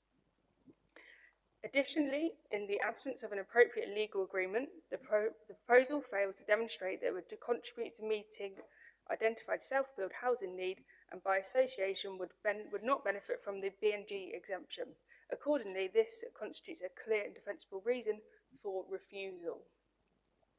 Therefore, the proposal is considered to be unacceptable in planning terms and is recommended for refusal on this basis. Thank you, Zoe. We now have one set of speakers on this application. I would like to invite Shana Penny, the agent, and Andrew Isto, the applicant, to make their presentation to the committee. You have 5 minutes between you. Hello, my name is Andrew. I am the applicant for the proposed build on the land northeast of 93 Dartford Road, and I would like to explain why I would like to build there. I have a fond connection with the area in question, with many happy married memories and some sad ones too, as my wife passed away while I was living at 91 Dartford Road. After her passing, I moved to 93, and it has always been my hope to have a small retirement bungalow built on the large garden, which is the land at the northeast of 93 Dartford Road. And the reason I've applied again for planning permission is that 93 Dartford is now way too big for my requirements. It's a 4-bedroomed house, and I have no children, and I have much more time available to me now with my age in semi-retirement to self-build a small single-bedroomed home, completing much of the work myself and employing local tradespersons to do the rest of the work that I am unable to do. This will also help with the council supply of self-built properties. The proposed design is well thought out internally, with plenty of light coming into the property, and externally with gardens front to rear, space around the perimeter of the property for maintenance purposes. Parking is away from surrounding properties with good vehicle turning space, and the site access is already existing, is it because I already use it for 93, and a large garage is to be demolished. I have made the land secure from possible thieves and unwanted persons and unwanted wildlife by erecting 3 sturdy fences to neighbours' properties, which they were unable to do for various reasons. This is my last opportunity to build a home for myself, as I'm losing dexterity in my hands and grip strength due to arthritis. I don't have a lot of money, as my business collapsed while looking after my wife while she was dying, but if permission is granted, selling the 4-bedroomed house of 93 Dartford Road hopefully should cover all the costs involved, and I'll be able to spend the rest of my life in a home that I built and that I would and anybody else would be proud of. Thank you. So this is a bespoke dwelling for Mr. Eastle, and it's located within the built-up settlement of March. It's different from the previous schemes in that it's now for a self-built plot.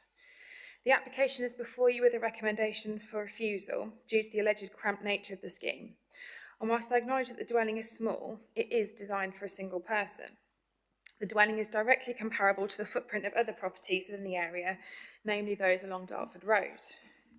The nationally prescribed space standards require a dwelling for a single person to be 39 square metres. We have provided a unit which is 49.6 square metres, thereby exceeding national standards. We have provided parking in accordance with the local plan and a garden space which is more than 1/3 of the plot. Technically, the scheme provides all the necessary amenities required by local and national standards. I therefore fail to see how it can be considered as cramped. Furthermore, the proposal will barely be seen from a public vantage, and I therefore question how it can be seen as out of keeping with the character of the area when it will be barely visible. The second reason for refusal is not reasonable. There is case law within this district which states that the recap guidance of wheeling a bin more than 30 metres is not reason enough for refusal, and this reason should therefore be disregarded. The third reason for refusal relates to a failure to provide Section 106 to secure the self-build nature of the project. This is a last-minute reason given the changes to FDC guidance. Should you be minded to grant permission, we'd be happy to go away and provide you with a Section 106 within an agreed timeframe. To conclude, this proposal complies with all adopted size standards. It will barely be visible from a public perspective. Issues with regards to recap are a misnomer, and the self-build status can be secured via a Section 106 agreement, which we will happily provide. The scheme is acceptable in principle. It will provide self-build housing within a primary market town on Flood Zone 1 land, and we therefore respectfully request that planning permission is granted. Thank you. Thank you. I would now like to invite members to put questions to Miss Penny and also Mr. Istel. If you have a question, please raise your hand.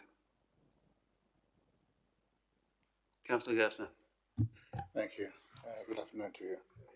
You say you're going to live in it yourself. You say you've got arthritis. How do you propose to get your bins backwards and forwards to the main road, please?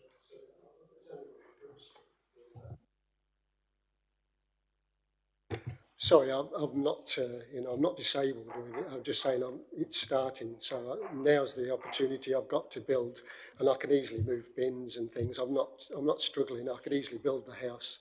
It's for the future I'm looking at that I won't, in a few years I probably won't have the same strength as I have now. No, thank you for that.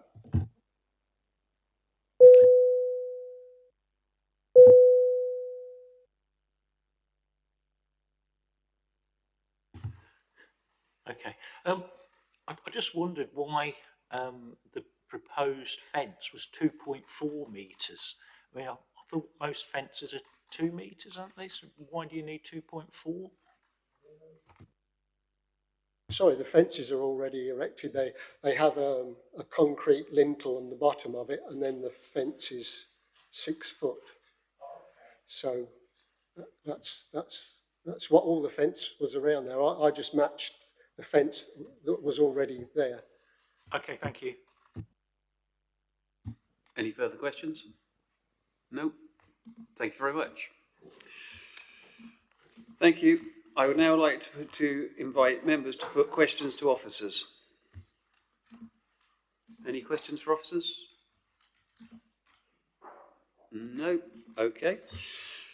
I would now like to invite members to debate the item in respect of the material planning considerations and ask officers any questions relevant to the application. If you would like to speak, please raise your hand. Councillor French. Thank you. We seem to be having an awful lot of self-builds at the moment, and we don't appear to be having the information or the Section 106 is required. And I think this is another one similar to the last application. Maybe they should go away and defer this application and come back with a legal agreement.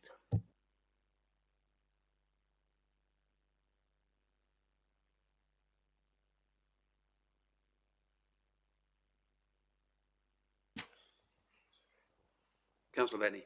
Thank you. Question to officers. How is the self-build register? How many self-builds have we got on the books at the moment, please? Are we sufficient? Through you, Chairman, I'll be quite honest, I've not got the exact numbers to hand, but we've got a sort of an excess supply of self-build properties relative to the people that are registered on the list. Thank you very much.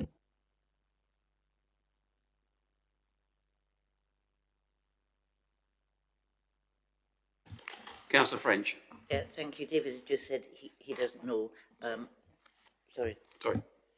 David said he doesn't know what's in the register. Can I suggest that at the next planning meeting we actually have that information, because it could be useful for future applications? I'm sure planning will take that on board.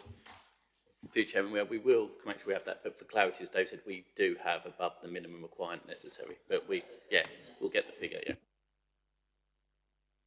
Councillor Purser. Yeah, thank you, Mr. Chairman. Yeah, a couple of things actually came out of that for me. On the one hand, looking at that area, I used to know that area quite well many years ago. It's actually quite a dangerous corner to actually come out on. But having said that, Mr. Eastoe was actually saying that he already lives next door to it, so that is basically, that corner doesn't come into it as a dangerous area like that. When I had a look at it, I thought to myself, well, it was said that it was detrimental to the area and the lights. It can't really be seen from the road anyway, so that again, to me, doesn't come into it. But the other thing is that Mr. Easter was actually saying there that he's actually looking to build for himself a one-bedroom bungalow to actually live in, which basically, I myself, as you probably gathered, struggle with stairs and things like that, so I understand where that's coming from.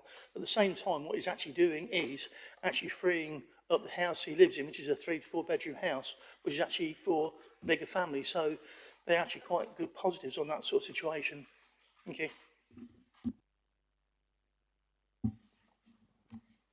Any further debate? No? Okay, thank you. Does any officers have any points of clarification?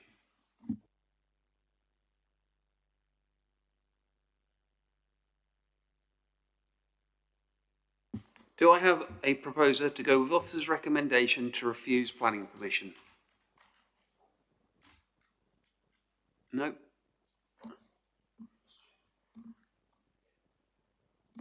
Go with officer's recommendation on this. I truly think it's a small site.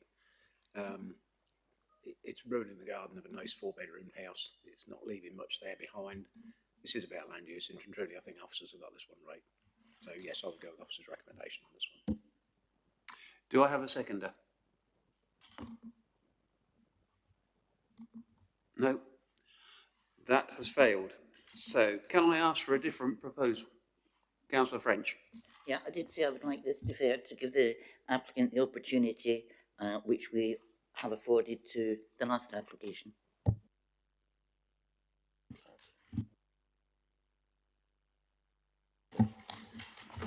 Through Chairman, just a point of clarity. Best practice is when there's a Section 106 required for an application, when it's refused, that a reason for refusal is imposed that ties into the need for that. If members to look to approve this scheme or any other applications in future that are for self-builds against our recommendation, rather than just delegating the conditions to us, we would be requesting that you would delegate authority to enter into a Section 106/UU for self-build. So I don't. The big difference between this one and the last one is the applicant in their presentation hasn't brought into question the fact that it's a self-build.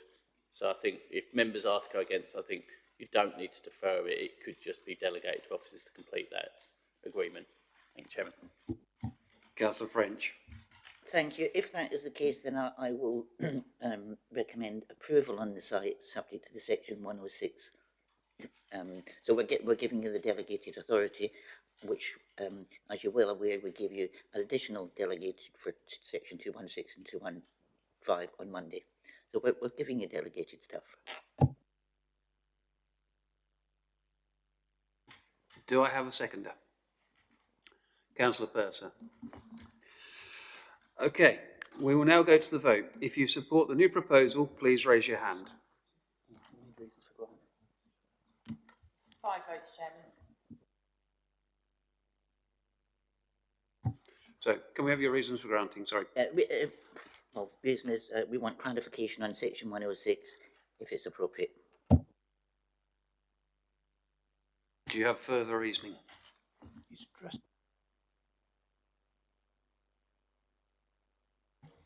Councillor French, I think if you're proposing against recommendation, you need to address the reasons, the proposed reasons for refusals given by officers as to why, in your view, they should not be refused for those reasons. So you need to address the points raised.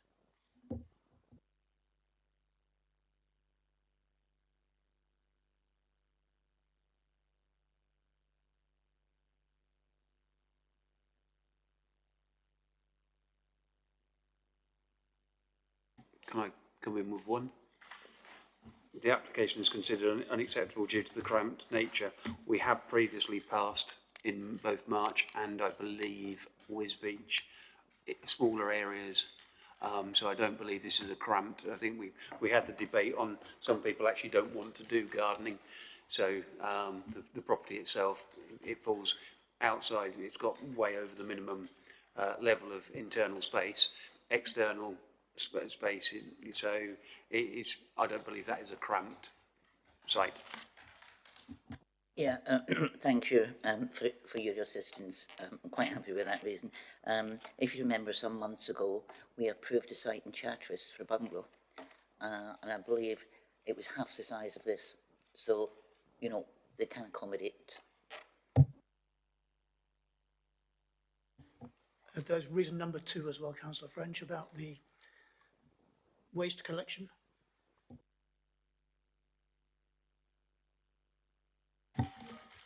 Again, can I come in there? To be fair, 30 metres, we've heard the gentleman is mobile at the present time. At some point, I believe FDC, if you're an elderly person or a disabled person, will actually pull the bin anyway. So the 30 metres is irrelevant to me, and the vehicle, at the end of the day, I'm sure the gentleman drives a car at present time, and should he see the need to move the bin or bags down that by vehicle.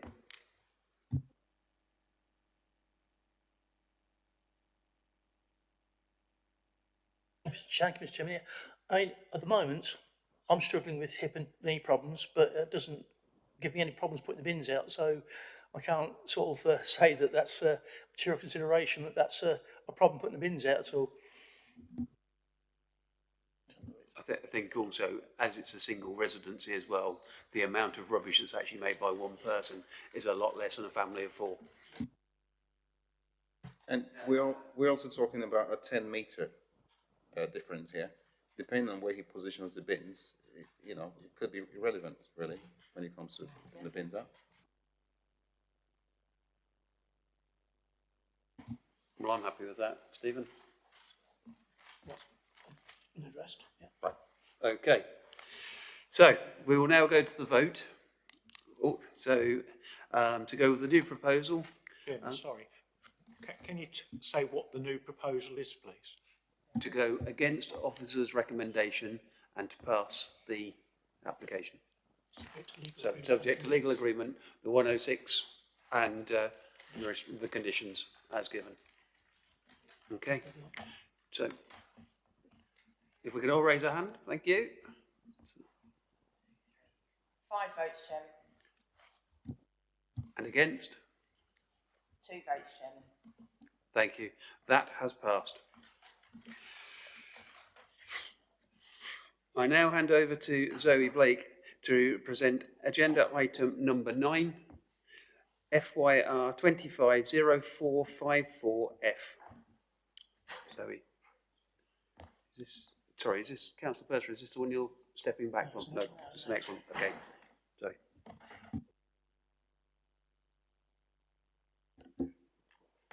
Thank you, Chairman. Agenda item 9 is seeking full planning approval for the erection of a single-storey extension to the existing garage and conversion to form an annex. It also includes the addition of new solar panels to the roof slope and changes to fenestration. The application site is at 46 Elwinding Road in March. The application is before members today owing to the letters of representation contrary to recommendation of officers.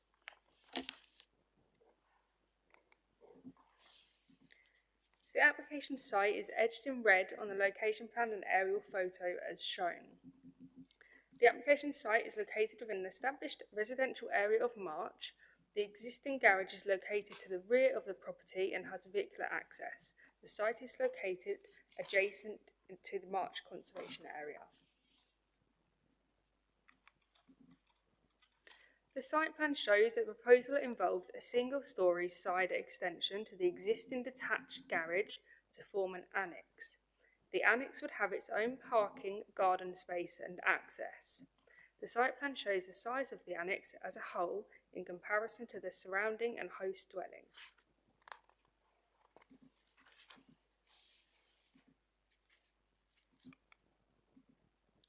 The proposed elevations show the single-storey extension and fenestration changes to the garage which form the annex.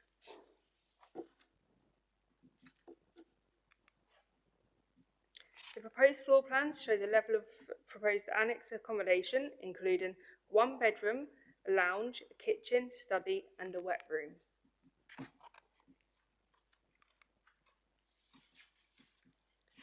So an overview of a recent application refused in May of this year is shown here.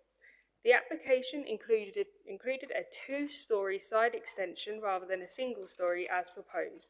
This was against the current development plan and was determined to be contrary to LP 16 of the Fenland local plan.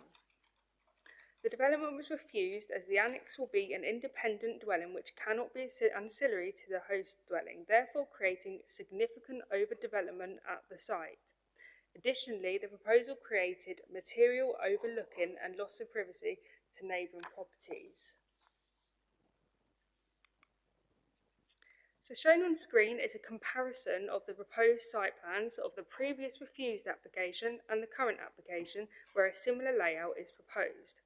The differences between the previous refused application and the current application are that the proposed side extension is now single storey rather than two storeys. The first floor side windows have been removed. The proposal has changed to create one bedroom rather than two. 3 additional roof lights have been included and more solar panels have been added to the single storey extension.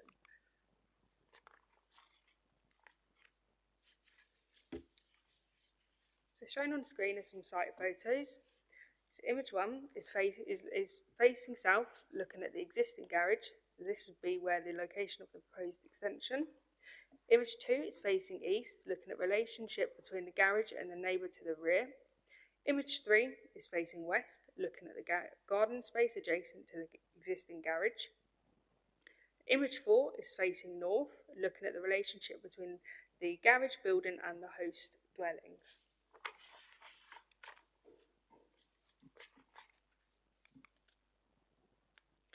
So, to summarise, the application seeks full planning permission for the erection of a single-storey extension to the existing garage and conversion to form an annex. It also includes the addition of new solar panels to the roof slope and changes to fenestration. An application for a two-storey side extension to the garage and conversion to an annex was refused in May this year due to being tantamount to a new dwelling, creating overdevelopment at the site and having a material impact on the residential amenities. Whilst the issues regarding neighbour impact have been overcome by removing the first floor side windows, the proposed annex would still be capable of independent living with no dependence on the host dwelling. The perception of the annex would therefore be a separate dwelling. The total size of the annex, positioning and site arrangements mean that the annex would be tantamount to a new dwelling. Therefore, the amended plans have not overcome the issue of overdevelopment to the site due to creating a new planning unit. The annex would be considered a separate dwelling by virtue of its dependence from the main dwelling, scale, potential private parking area and amenity space, and would be contrary to policy LP16 and March Neighbourhood Plan. Therefore, the proposal is considered to be unacceptable in planning terms and is accordingly recommended for refusal on this basis. Thank you, Zoe. We have 2 sets of speakers on this application. Firstly, I would like to invite Councillor John Clark, the ward member for the application, to make his presentation to the committee. Councillor Clark, you have 5 minutes.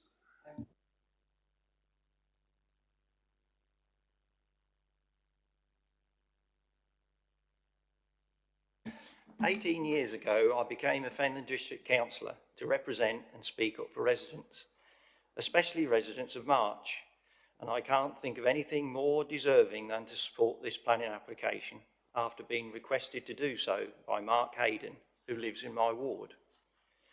Mark, a former partner of Whiting Accountants, retired after 40 years with them. He is my neighbour and lives at the bottom of my garden for some 40 years. 10 months ago, he unexpectedly lost his wife to COVID, and he is looking to support his family and his own well-being. Having a severely dyslexic son, Christopher, who despite being highly intelligent, but needs help and guidance with simple things like reminding him to eat and not to miss meals. His daughter has an autistic son who has recently been diagnosed with ADHD, who also needs frequent support. Mark would like to see his daughter and family move into the main dwelling. His son already lives in Stonecross Way, abutting his garden. And Mark moved into the proposed annex to create an intergenerational family welfare support unit. Mark has applied to convert his garage into an annex to the main property, having his first application refused. He has taken officers' reasons for refusal into consideration and has submitted a new application, addressing their points and reducing the size of the application by some 50%, with only a modest single-storey side addition. This application has a large community space and garden, and car parking area remains unchanged. The officers have concerns that this could be sold as a separate dwelling. To redress these concerns, Mark is happy to enter into a legally binding agreement tying the proposed annex to the main dwelling to stop the unlikely event of it ever being sold as a separate dwelling. Looking at LP 16 of the 2014 plan, it meets all of the 14 A to N criteria, with the only area for discussion being D. But even here, it does not adversely impact either in design or scale of the street scene, settlement pattern, or landscape character of the surrounding area. In addition, it has 11 letters of support, many from neighbours, including mine, and therefore is very unlikely to be challenged by a judicial review. And I would like to ask members if they could support this application, please. Thank you, Chairman. Thank you. I would now like to invite members to put questions to Councillor Clark. If you would like to do so, please raise your hand. Councillor French. Thank you, Councillor Clark. I have two questions for you. First one, when this planning application was submitted, were these personal circumstances highlighted at the time?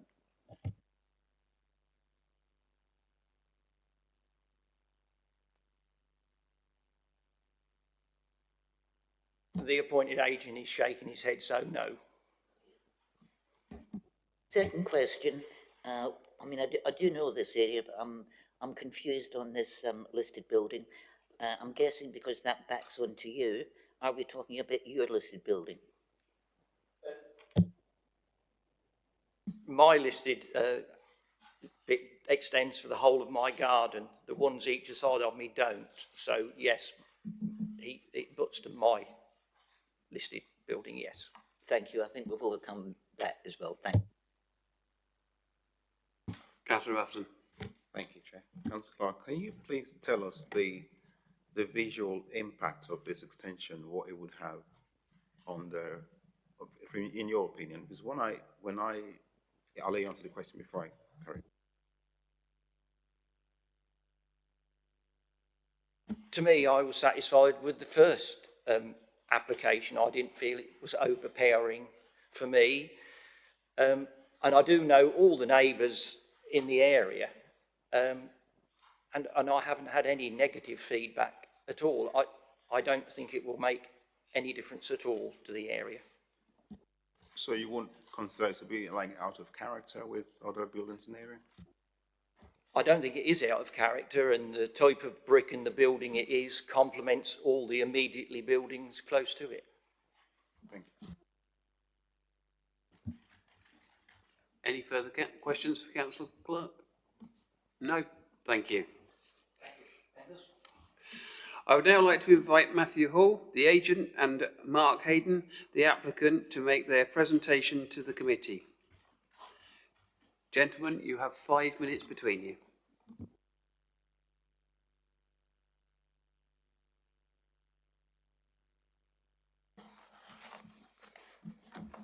Thank you. I'm the applicant. My family's life dramatically changed suddenly and quite unexpectedly late last year. When COVID struck down my life after 47 years. Would you like to take a few seconds? Can we get you a glass of water? Yeah, thanks.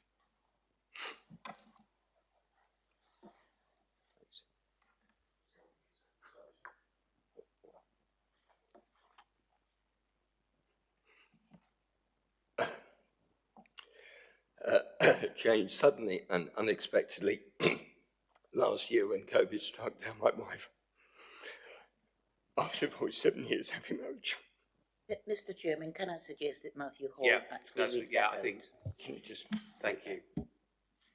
Thank you. Thank you, Mr. Chairman, members. I'll start at the beginning just so this is clear. Speaking on behalf of Mark. So my family's life dramatically changed suddenly and unexpectedly late last year when COVID struck down my wife after 47 years of happy marriage. I need to ask for your help. Allow me to now properly support my family and for them to be able to support me over the coming years. So, picking on what the previous speaker has said, and I think he's outlined the application very well, personal circumstance proposed, and a lot of what the previous speaker has said I was going to say. As the officer said, there's material planning change here. We've got rid of the first floor windows because there was concern. That reason's been removed, and we've scaled back the modest extension to single story. There's no objections to this application. And as was shown on the actual plan, we've kept the garden and all the parking open. So the existing dwelling where Mark lives and the annex is all open, it's all together, nothing's fenced off, nothing's separate. The report confirms there's no impact on neighbouring properties and the building can barely be seen from the street scene. Probably 80% of it is there already. There's no overlooking from this proposal or no overshadowing from the single story extension, and the previous speakers outlined the personal circumstance very well. Could we have the map on the screen that I submitted, please? Thank you. So you can see obviously our site is highlighted in red, which down this section of Elwyn Dean, possibly one of the largest plots down here, and the white section is the actual annex. You can see this site is substantial, it's not overdevelopment at all. One key thing, directly to the east, this way, you can see there's another white rectangle there. That's a single story annex. That property's for sale at the moment. It's marketed as an annex.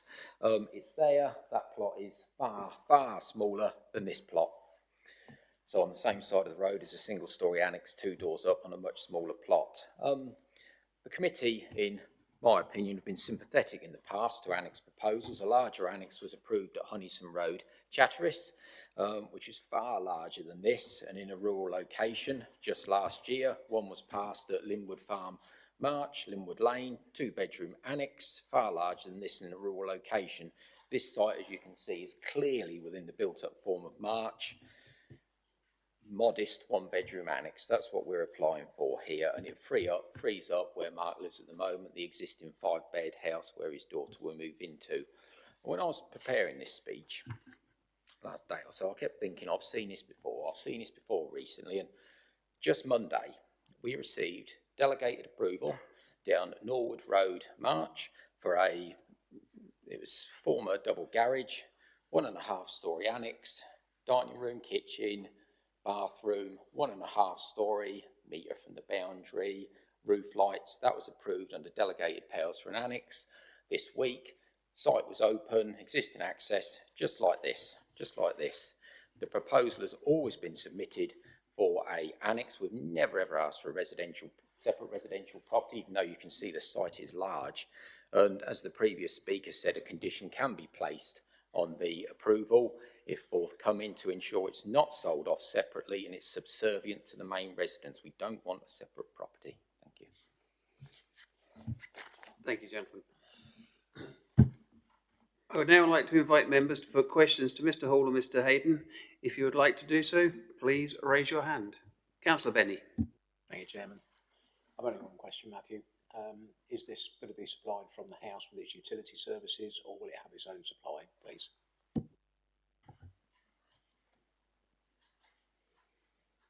All the drainage would be, like some of it's there now, would be tapped into the existing, although that's there now, and the services, my understanding, it would be together.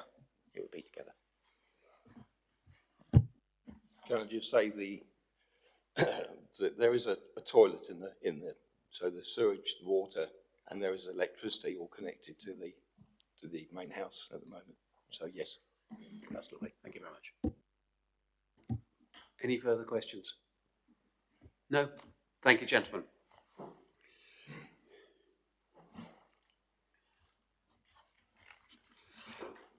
I would now like to invite members to put questions to officers. If you would like to do so, please raise your hand. No? Okay. I would now like to invite members to debate the item in respect of any material planning considerations and ask officers any questions relevant to the application. If you would like to speak, please raise your hand. Councillor Benny. Thank you very much, Mr. Chairman. I look at this, I've spoken on this many, many times. Families that support families should be supported by us. I looked after my father. My father had my grandmother living in an annex at the bottom of his garden, further away than this. It is a very time-consuming, but very worthy thing to do, to look after old people or young people, whichever way around that is. There's not enough of this in this world where families support and look after each other. There's too much abandonment of old people. When we have a case like this come before us today, this is why we are councillors, to look at this with a human heart at this application. This application to me is more than well worthy of support. I see a family that has issues within it, and we should be doing everything we should as councillors to support this application. If this was going to be sold as a set, or looking to build a bungalow in there, you wouldn't put it there, and you could get something a lot bigger on there. I am very, very confident. I just wanted to check the utility services, but if it's going to be fed from the same supply as the house, this is an annex. I have no question in my mind that it is anything other than what we see before us. We do get our leg pulled at this planning committee of people telling us it's one thing and then it never is, and then it's this and it's that. But I honestly believe that this is a very genuine and worthwhile case. And I would ask members to support me in approving this afternoon. I think it is a shame that the previous application didn't get approved. It's probably caused the applicant some distress during this time, and we should not be doing this. I urge members, please support this application. Thank you, Councillor Benny. I have to say, I echo everything you're saying. Oh, we live in Charmont Drive. We had Grandma move into the annex at the bottom, virtually the same size plot. We are conditioned, though, at Charmont Drive that we can't sell, split the deeds. I'm sure that can be, again, here the same. And it's the future. We're not putting somebody into a home or anything else. We're actually freeing up a home for a larger family. So again, I have to say at this point, I'm in full support. And again, as you say, the utilities, the same as ourselves, are not split. Anybody else? Councillor Gerstner. Thank you. I fully support this as well. This application is significantly different to the previous one that was refused. It's 50% smaller. The whole thing just goes together as far as I'm concerned. The applicant's gone away. They've changed the criteria of their application and seems to tick all the boxes. So yes, I'll support this application. Councillor Mufflin. Yeah, just throwing my support as well. I was on site yesterday. I looked around the area, and from a street view perspective, I couldn't see it. Couldn't actually see it. I had to actually go into towards the entrance of the property to see where the site would be. So, and also, like has been said before, from a human perspective of this, I think allowing this development to go ahead is going to free up. It's going to take a huge burden off of social services, yeah. So I think from that side as well, it might not be a material planning consideration, I understand, but we're human beings, so I will be fully supporting the application. Thank you. Councillor Purser. Yes, thank you, Mr. Chairman. Yes, I can only echo really what Councillor Benny just said, but I also do actually wonder if Councillor Clark was actually saying that, I think it was Councillor Clark was actually saying there that information about Mr. Hayden's family probably wasn't actually submitted in the previous application. And I think that if it had been, then it would have been a different matter completely on this, and I think there wouldn't have been a problem on it at all in any way, and I completely support it for him. Thank you. Anything further? No? Okay, thank you. Does any officer have any points of clarification? Through you, Chairman, I think just to clarify that the issue of the personal information being submitted with the application. So I think it's fair to say that a lot of the information that's been put in front of the committee today is the first time that that's been raised as part of this application.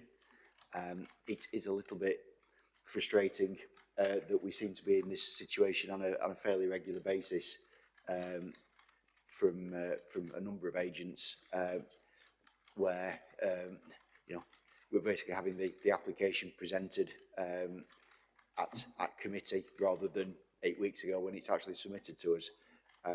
Moving on to the application itself, if members are minded to grant the application, I think there was a reference earlier to entering into a legal agreement to secure the accommodation as related to the dwelling.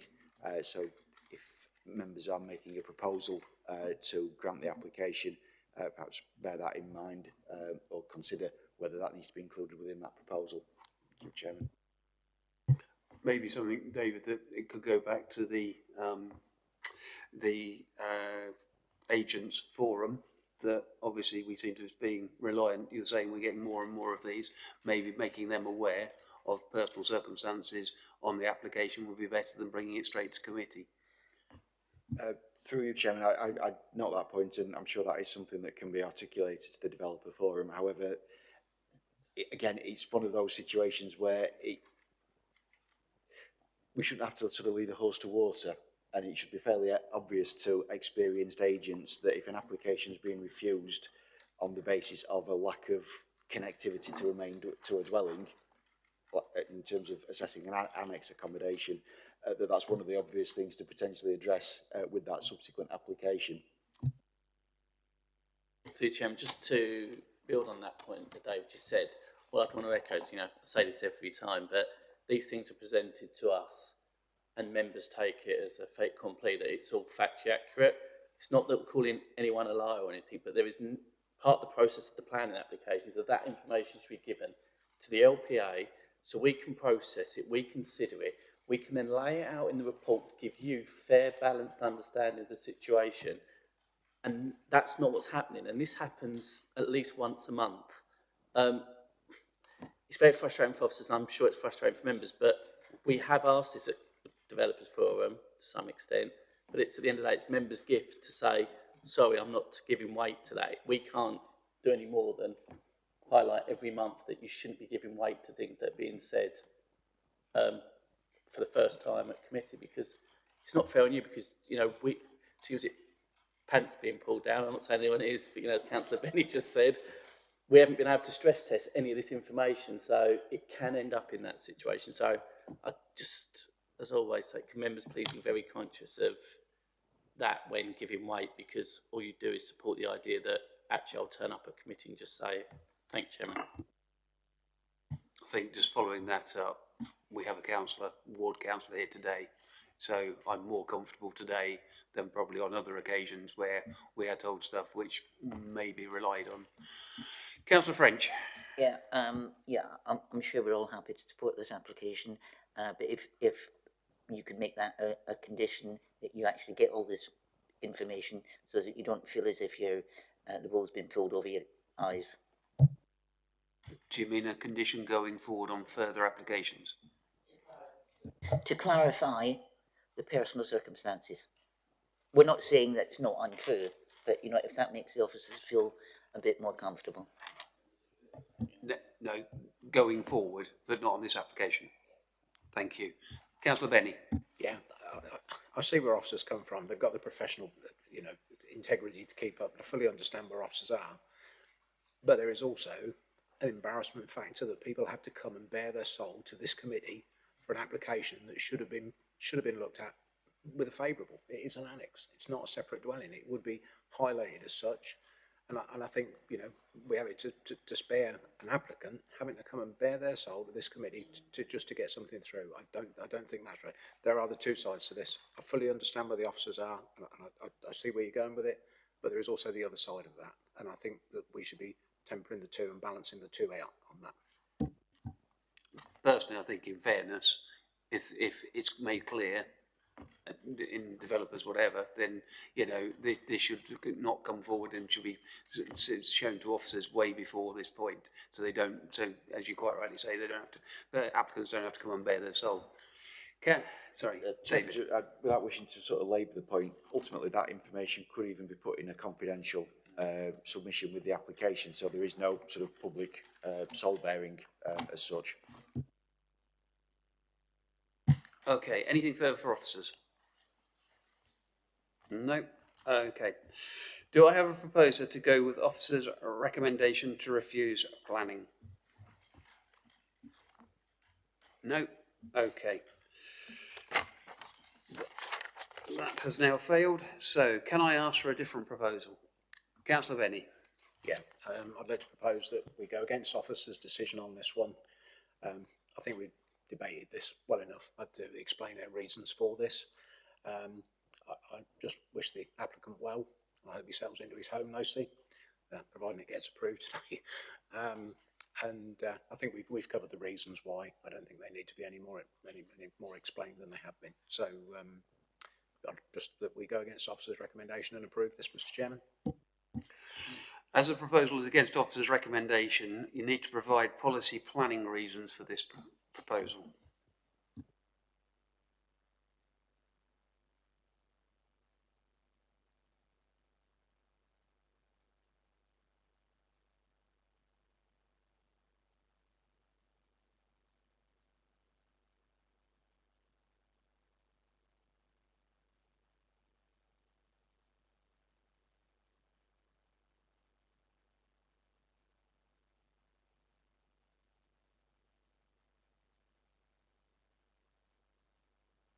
I did press the button, Joe, it just didn't work.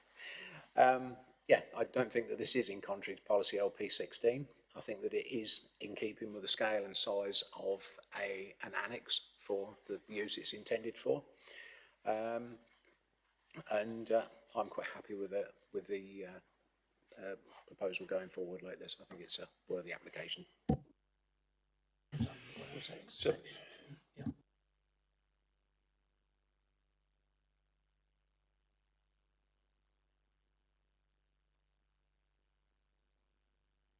Okay, so that would be also subject to conditions and a legal agreement regarding the split of deeds, or in this case, not splitting the deeds for property for sale. Yep, okay. Do I have a seconder? Okay, Councillor Mafferton. We will now go to the vote. If you support the new proposal, please raise your hand. That's a unanimous decision, Chairman. Okay, that application has been granted. Okay, I will now go to, I'm sorry, we'll now let Councillor Person.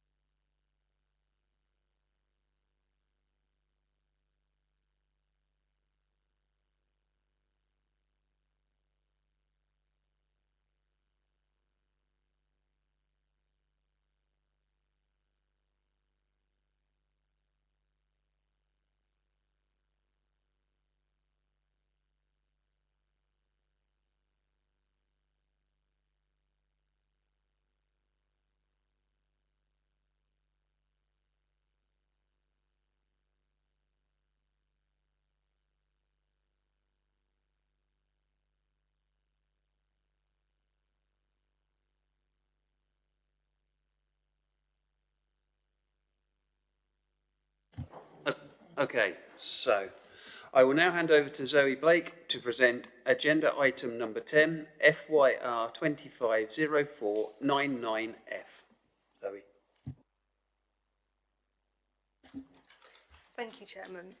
So agenda item 10 is seeking full planning approval for the erection of a single-storey rear extension and part 2-storey and part 1st floor side extension to the existing building.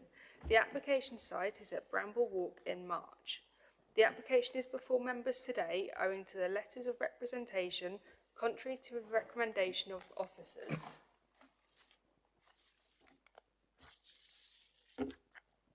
The application site is edged in red on the location plan and aerial photo as shown. The application site is located within an established residential area within March. Number 8 is a 2-storey detached dwelling where residential properties are located northeast and southwest of the site. The site plan shows that the proposal involves the first floor side extension to the dwelling and the single-storey rear extension. The distances from the side extension to the neighbouring property number 2, the Hollies, is shown on the plan.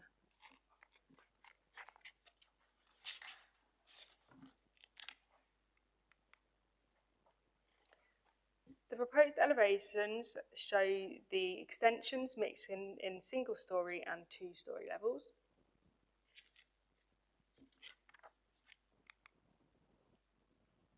The proposed floor plans show the level of proposed accommodation within the side and rear extensions.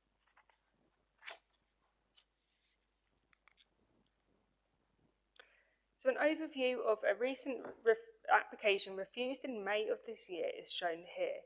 So this application includes a first floor side extension across the whole side element. This was assessed against the current development plan and was determined to be contrary to LP 16 of the Fenland local plan. The development was refused as the proposed first floor extension adversely impacts on neighbouring property number 2, the Hollies, by way of causing overshadowing, an overbearing impact and a detrimental visual impact due to the proposed first floor side extension being located significantly close to the shared boundary.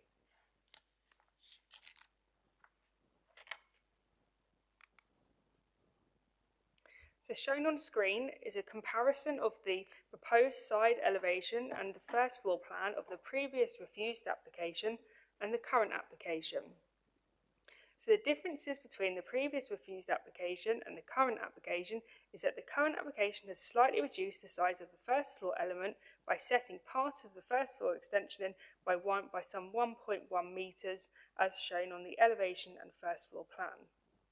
The first floor element would effectively be a reversed L shape. The slight change has meant that the first floor element would only fully extend across half the width of the extension rather than fully as per the previous.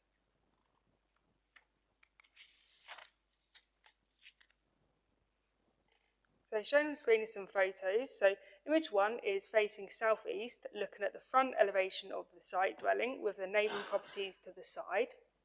Image 2 is facing northeast, standing within the rear garden of the application site, looking at the relationship between the site and number 2, the Hollies.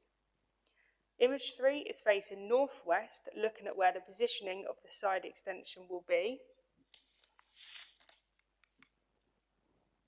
And here are some additional photos. We're standing within the garden of number 2, the Hollies. So these images are facing the site dwelling where the proposed side extension would be positioned at first floor level.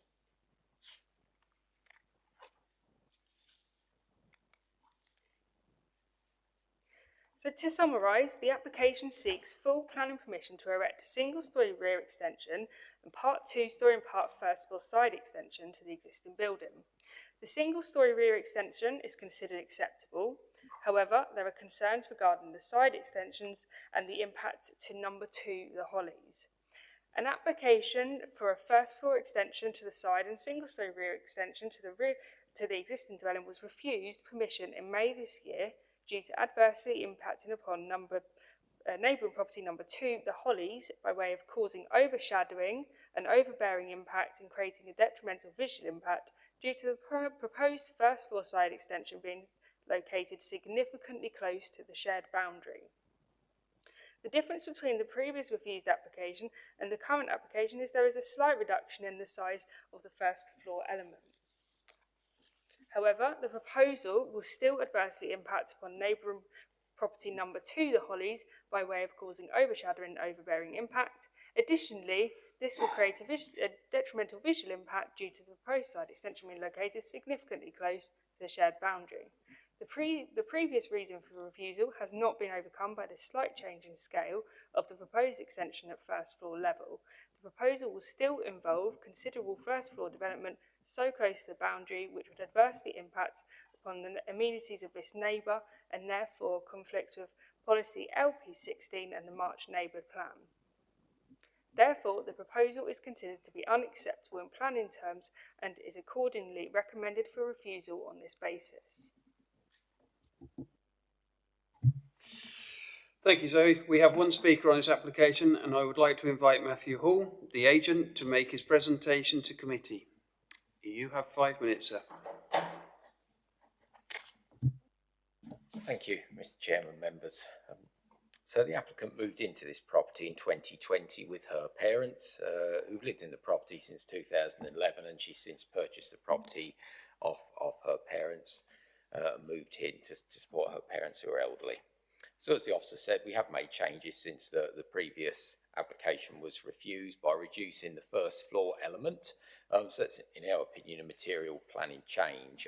Could we have the elevations on the screen, the proposed elevations again, please? Thank you. So, yeah, thank you. So the one in the top left-hand corner is the elevation in question. You can see there are no first floor windows. The 2 windows downstairs are already there. There's no windows on that side. There's no overlooking at all, which the officer report confirmed. And as was on the slide from the officer, we are 12.5 metres away from the 2-storey element of the neighbouring property. And we've shown to extend, as it shows on there, same height as the existing building, same ridge line, same materials, to try and match in. Could we have the photo on the screen that I submitted, please? Thank you. So this is a photo. Thank you. This is a photo looking at the front of the property. I think it's a fair photo. On the left-hand side is obviously the building in question, and obviously right in front of us, we're building over that garage. This is, I think it's about 12 noon, I think the photo was taken. So we're coming in at the same height, same ridge line, same eaves line, building first floor extension. There's no statutory consultee objections to this application, and even under item 10.8, the officer report states the front extension from the street scene is appropriate size and scale to the host dwelling, and the report further states that the extension would not have an adverse impact on the character of the area. Thank you.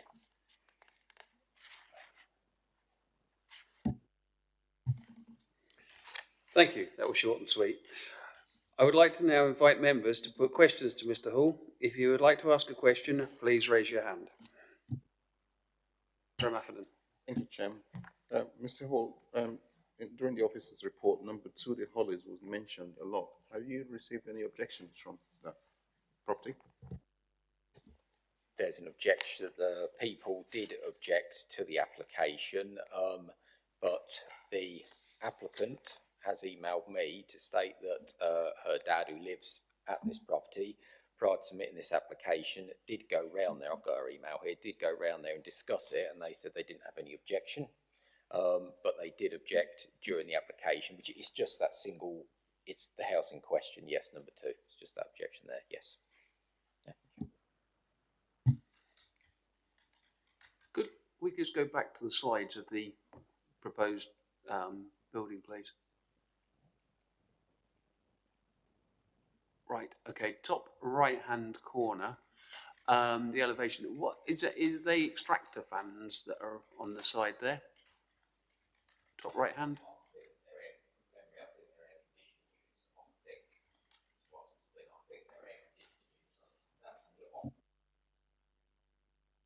I think they're air conditioning units. That's on the other side of the building. I think they're air conditioning units from my memory. Okay, thank you. And can we then go back to the photographs, the actual photographs that were taken there, those ones? So these were taken from the garden of the applicant. So these aren't my photos. I think they're the officer's photos, and you can see the officer is standing in the back garden, in my opinion. You can see where the boundary is. So on the bottom one there, standing 2 metres away. So it would obviously look close, I agree. But these aren't my photos now. Thank you.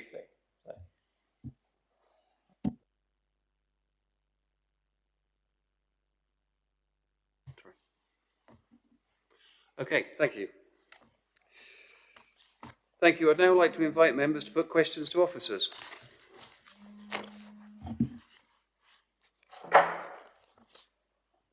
Any questions for officers? Okay. I would now like to invite members to debate the item in respect of material planning considerations and ask officers any questions relevant to the application. If you would like to speak, please raise your hand.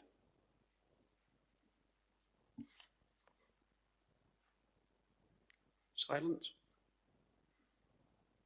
Councillor Benny. Oh, thank you, Chairman. Yeah, I look at this tree. I don't see anything wrong with this. I mean, if you look from the garden of number 2, you see brickwork. The brickwork is coming forward a little bit, but it's looking for on the plan. As the sun sets in the west, it would be at the end of the day. If it casts any shadow over there, there's brickwork there already with the garden. I personally don't see anything wrong with this one.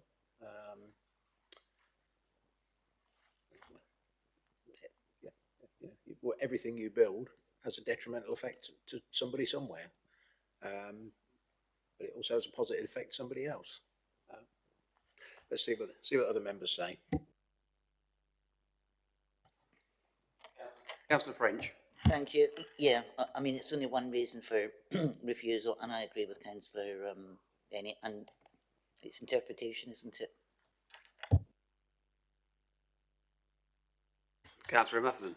Thank you, Chair. I think it's in keeping with the other properties in the area. It doesn't. It's an extension over a garage, the same height of the existing building. It doesn't increase the footprint of the original property. So I personally don't see a problem with this one. Thank you.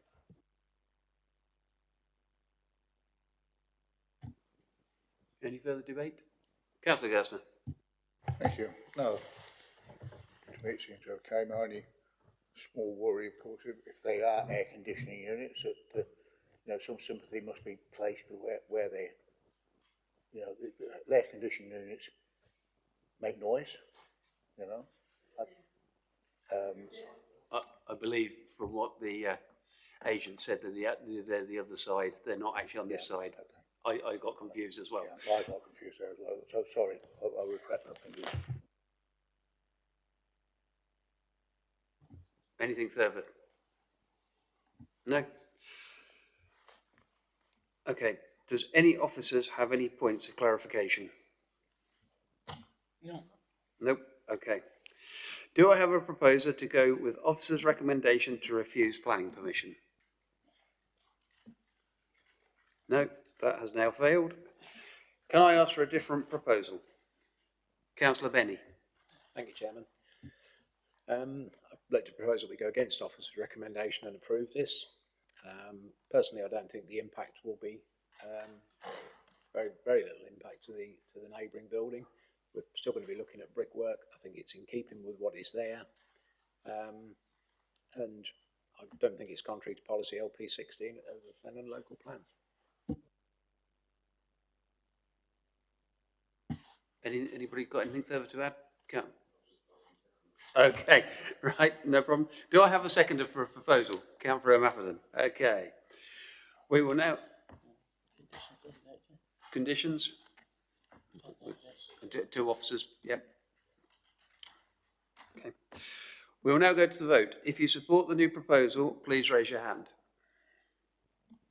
6 votes, Chairman.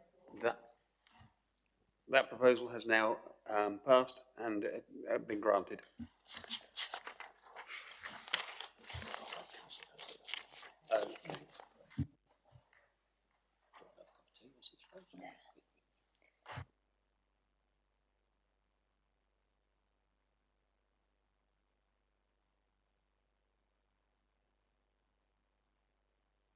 Sorry, yeah, I won't speak on this application. I'm part of the Regeneration Broad Street and also I'm heavily involved with the shop front grants, which this applicant could apply if this is refused. Okay, thank you. Yeah.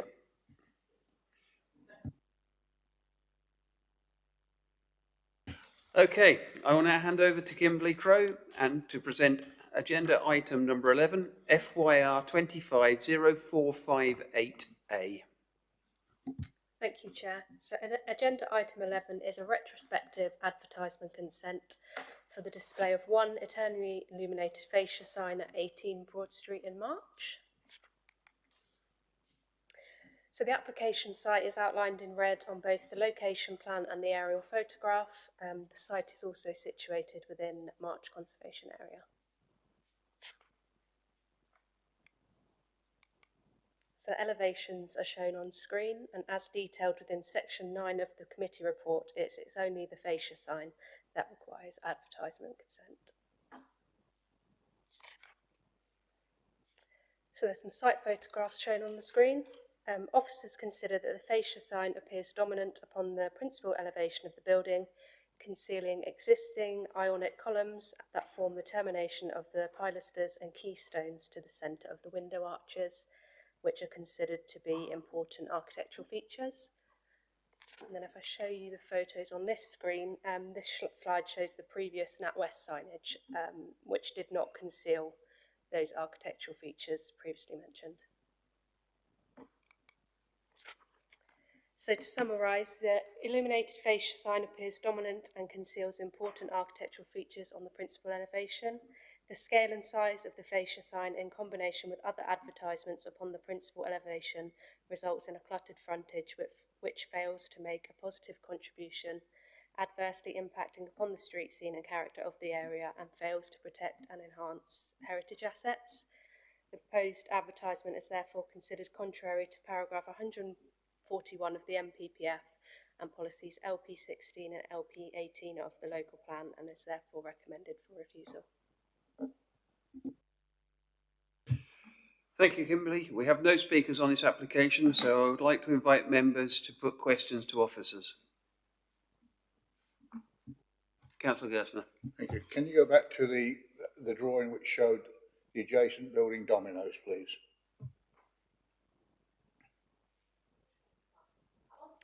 So not being there in the evening time, maybe one of the other councillors could enlighten me as to whether the domino, I assume it's dominoes, is that an illuminated sign?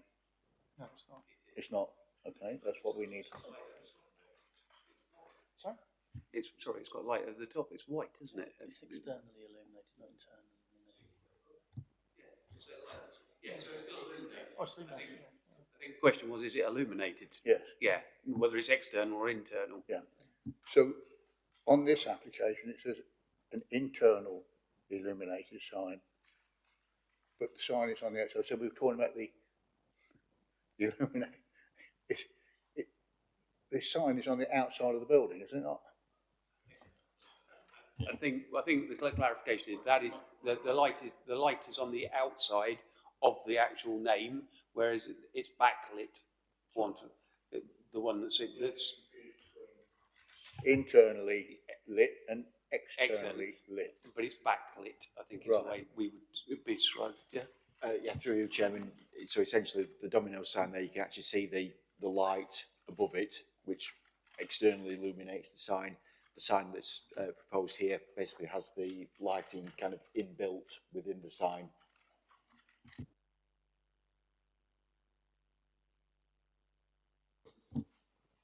Councillor Hudson. Yeah, question to officers, Chair. I just want to know, do the officers know how long the sign's been up there when it was up there?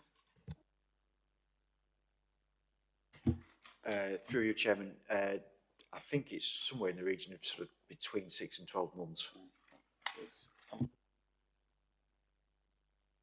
Through you, Chairman, yeah, this application's come through an enforcement complaint, and our enforcement team engaging with the applicant obviously informed that they needed advertisement consent. Any further questions for officers? No. I would like to now invite members to debate the item in respect of material planning consideration and ask officers any questions relevant to the application. If you would like to, please raise your hand. Councillor Benny. Seems like I'm getting all the good stuff today, doesn't it? I see absolutely nothing wrong with this. We've changed the whole of March Broad Street. Myself and Councillor French visited this on Sunday. We went to the Express Cafe and had breakfast, and we sat there looking out the window at it. Like, what is wrong with it? It's a business. First and foremost, if we don't support business, we won't have it. Chatteris lost Pera Palace, mainly through their fault, not ours. But anyone who's going to invest anything in business these days should be supported. I mean, I look at that. What is wrong with it? It's hiding the keystones above 3 windows. They will be there long after this sign comes down. But whilst there is this business here, I think that's what signs are supposed to do. They're supposed to shout, "Look at me, come here," and it fulfills its need. Truthfully, I see nothing wrong with this at all, and it brightens up March High Street. I think that the people of March must wonder what we're doing if we turn this one down. Councillor Purser. Thank you, Chairman. Yeah, I think the comments that have been made previous by members of the public were, this has been brightened up so much before, you can almost see it from the moon, I think was the expression. And it just basically, it's had, the other big problem we actually have, especially, I know we're trying to support businesses here and what have you, but these particular people, if you say yes to this, even if you say, no, you can't have it, they'll still go ahead and do it anyway. They're just ignoring everything we're actually saying to them. And I think basically that's got to be nipped in the bud, quite frankly. And I think they've got to be, if you're told you can't have it, then you can't have it. And they've actually got to put in proper planning permission before they actually do things, not have it retrospectively. Thank you. Councillor Benny, then Councillor Mufflin. When Nick Harding was here on my very first day on the planning committee, I had planning training, and he said to me, "You don't need planning permission to build anything. You can build whatever you like. But if we don't like it, we will make you take it down." And he also told me that retrospective planning application is sometimes easier to determine because you can actually see what's there rather than look at plans. There's no requirement to have planning before you do it. Best practice maybe, but it's not. That's what Nick Harding told me. I feel that our legal expert is about to come in and probably contradict you. But however, I will pass you over to Stephen. Thank you, Chairman. I can't that's what Nick Harding may or may not have said. But the point I would make is that the fact it's retrospective is not a material consideration and should not influence the decision. Councillor Mufflin. Thank you, Chair. I'm very, very much in support of businesses and their efforts to grow and advertise. We know how difficult the climate is at the moment for business such as this. But I'm sorry, I think I have to agree with officers on this one. I think, compared to the previous NatWest sign, which was, in my opinion, very sympathetic, and you could see the heritage aspect of the building, how important is the high street. We're talking about a conservation area here. So I think this is a more presentable, more acceptable display sign. But the new one for I think it's a restaurant or grill or whatever, I think they have, I'm sorry, this is not acceptable to me because it doesn't take into consideration the fact that we are in a conservation area, and it has the heritage value of the building is diminished by this sign, in my opinion. So I will not be supporting this, and I think the officers have got this right. Thank you. Councillor Meekins. Yeah. Looking at the information we've had, March Town Council object to it as it's in a conservation area. Why have conservation areas if you're then going to let stuff like this come in willy-nilly? And I think we should go with officers' recommendations and refuse it. Councillor Purser. Yes, thank you, Mr. Chairman. Councillor Gerstner made the comment earlier about the domino sign a couple of doors down. Now, the domino sign, the lighting is actually above it, so it comes down onto it, but this is basically trying to illuminate the whole thing. I know we're trying to advertise that, but I don't think we need to actually illuminate the whole street to let people know it's there. It's also with the previous NatWest sign that was actually there, it didn't cover the whole building and take away all the architecture was actually there as well. Now, I used to have a shop in town many years ago, but I didn't need to illuminate it like that to actually let people know I was there. It was basically, people knew it was actually a nice plastic sign, and people could actually see it. They didn't need to sort of like, you know, blast the whole street away with it, and I'm afraid I just can't support this application. Thank you. Thank you. If I can come in, yeah, I can understand what you're saying. However, your shop was probably open 9 to 5. This is to attract people during the night when it's mainly dark. I have to say, the other photograph where you see the picture of the NatWest is of when March was done previously before the road. So, you know, these guys, this sign has been put up obviously to attract people in, and the traffic is a lot further away. So I can understand why there's been a slightly larger sign. Yes, it has covered up some of the architecture. However, you then drive down a bit further where just as you come up to the traffic lights by the old pub, and we've got neon green signs, which I believe is still in a conservation area for events. So I'm on a 50-50 with this. I don't want to get splinters, but I'm sure there's a bit further debate to go. Councillor Benny. Fenland District Council has just put in an application to demolish Barclays Bank, which is in a conservation area, and we supported that application. There is change afoot, and just because something's like it doesn't mean it's got to stay like it. When that NatWest sign was put up, I shouldn't think NatWest changed that for the last 20 years of their life, because they didn't have much money for things like that. They weren't interested in the bank. That was probably put up and very in keeping with it in its day. Things move on. If you look at London, and you go to London and look at streets down London, they all have these signs like the Turkish things do. They're all covered by the MPPF. It'll be a vote, whichever way it goes. Personally, I think it brightens the high street up. We've got a new look to March. The fountains moved. We had a lot of criticism over that, and that looks fantastic now that's done. A lot of fuss over nothing, to be truthful. And we've got a nice new sign. We've got a nice new business there. Do we want to see empty shops, or do we want to see businesses thrive? I will say no more. May I firstly say that that's your perspective on that, not probably the council's. However, I'm getting some mumblings from the planning head here. He would like to interject at this point. Can I just make a couple of points, members? I know it's obviously not questions, but there's been quite a debate. Obviously, as members have said, this is a conservation area, and there is a duty for us as decision makers to preserve and enhance the special character of the conservation area. The council has decided to protect this area. It considers that the surrounding area, the architectural features, and all these matters have something worthy of protection. If the council doesn't think that, it would remove the conservation area. So therefore, the fact that there is a conservation area is a material consideration of significant weight in the determination of this application.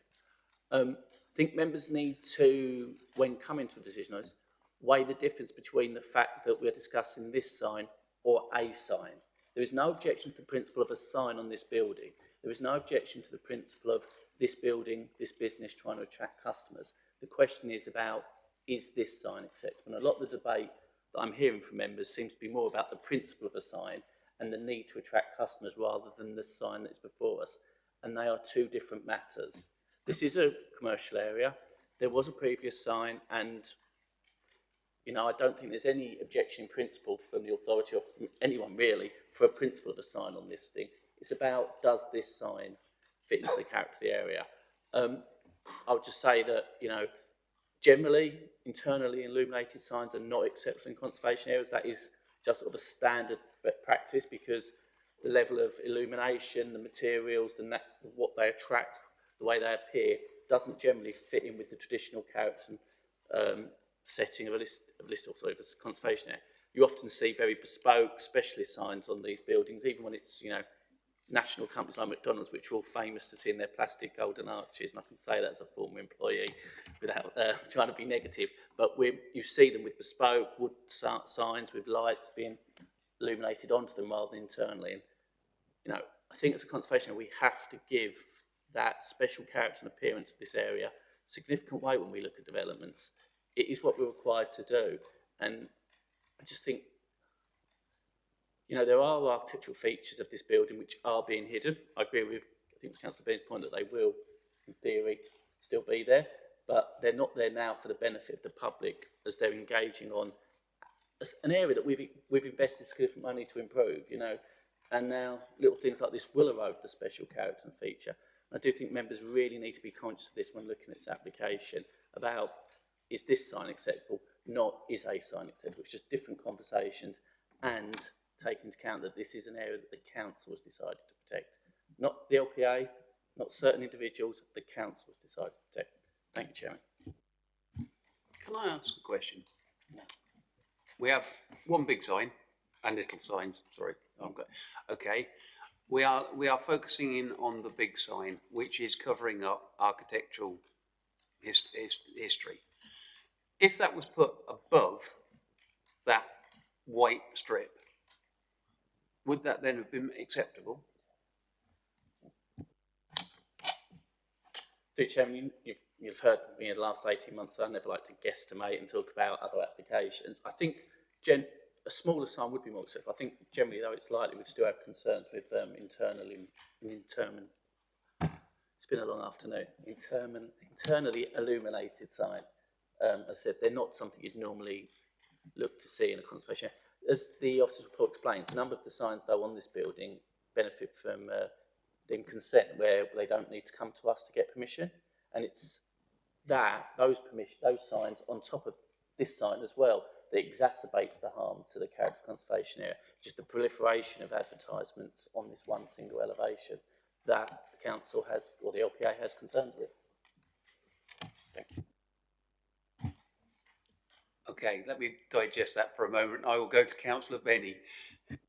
Just looking on Google Maps, Boots directly opposite. Looks like it has an internally lit sign. The Boots part is forward, and I'm fairly sure that's illuminated. Hasn't got the new Budgeons building, but the Tesco one that is further along, I rather fancy the Tesco one is also internally illuminated. I think the principle has pretty much been set. Are we going to enforce on Tesco's? Budgeons is still Tesco's, it's the same company. Are we going to take the same view with them? Are we going to put enforcement on them to make them change it? We've already got internally illuminated signs in Broad Street. Can't really see it very clearly because the roadworks are showing up on the new Google Maps image. But I'm sure Boots wasn't internally illuminated. It was up there. I didn't think it was from my memory. No, it was externally illuminated. Externally illuminated is very different to internally illuminated. I think the new Budgeons one, I drove past it the other night, it says Budgeons, that is illuminated from the inside, it's not externally done. Don't even know if that's we can flag that to enforcement. I'm not sure that might have consent, so we can have a look into that, because, you know, there is the chance that some of the ones that may be there are either historic and therefore that was material consideration, changing guidance, or they don't benefit from permission. But yeah, I can just give my professional opinion. That's all I'm here for. I think as you work along, you've also got the butchers, which is internal, a bit further out. And I'm sure that the opticians is illuminated, backlit.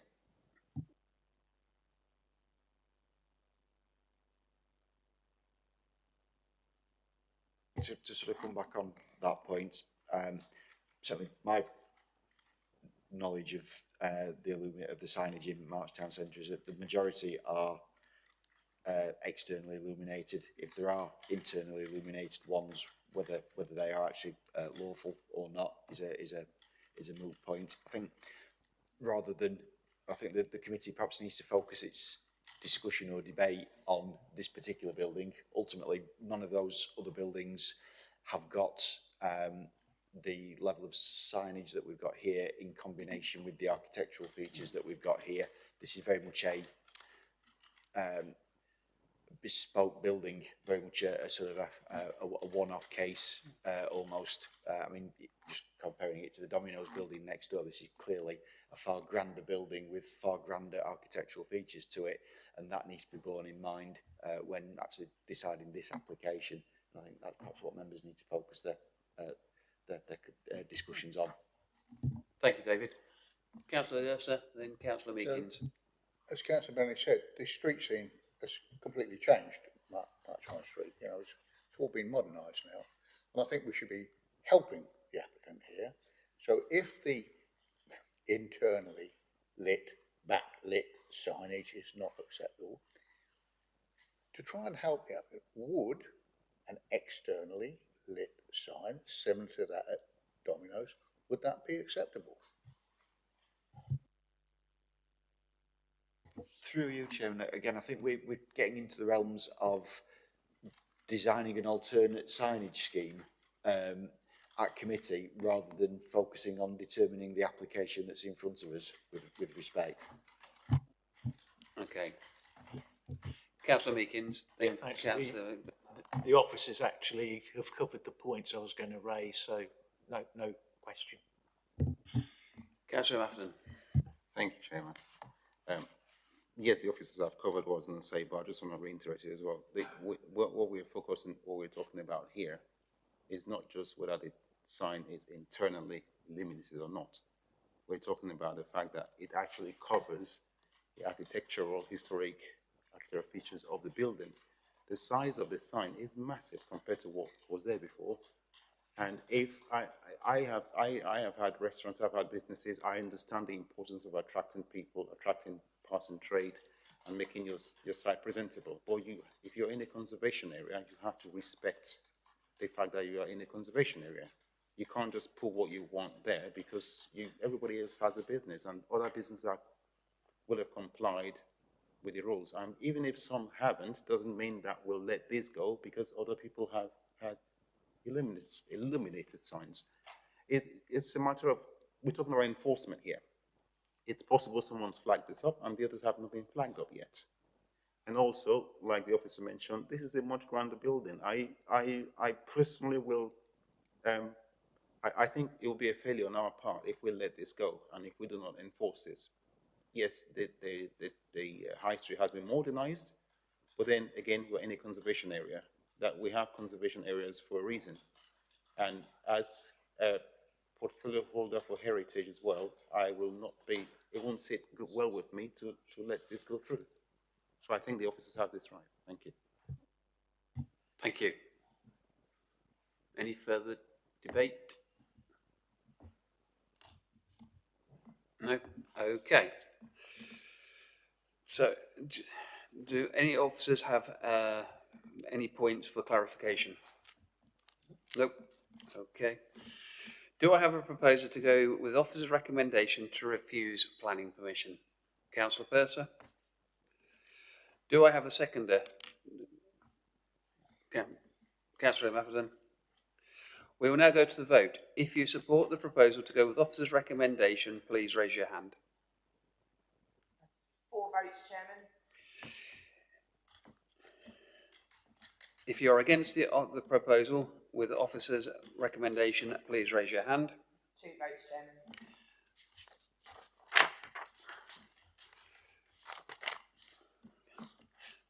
This application has been refused. Thank you all for attending, and this concludes today's business, and I declare the meeting closed. The next meeting is on the 15th of October 2025.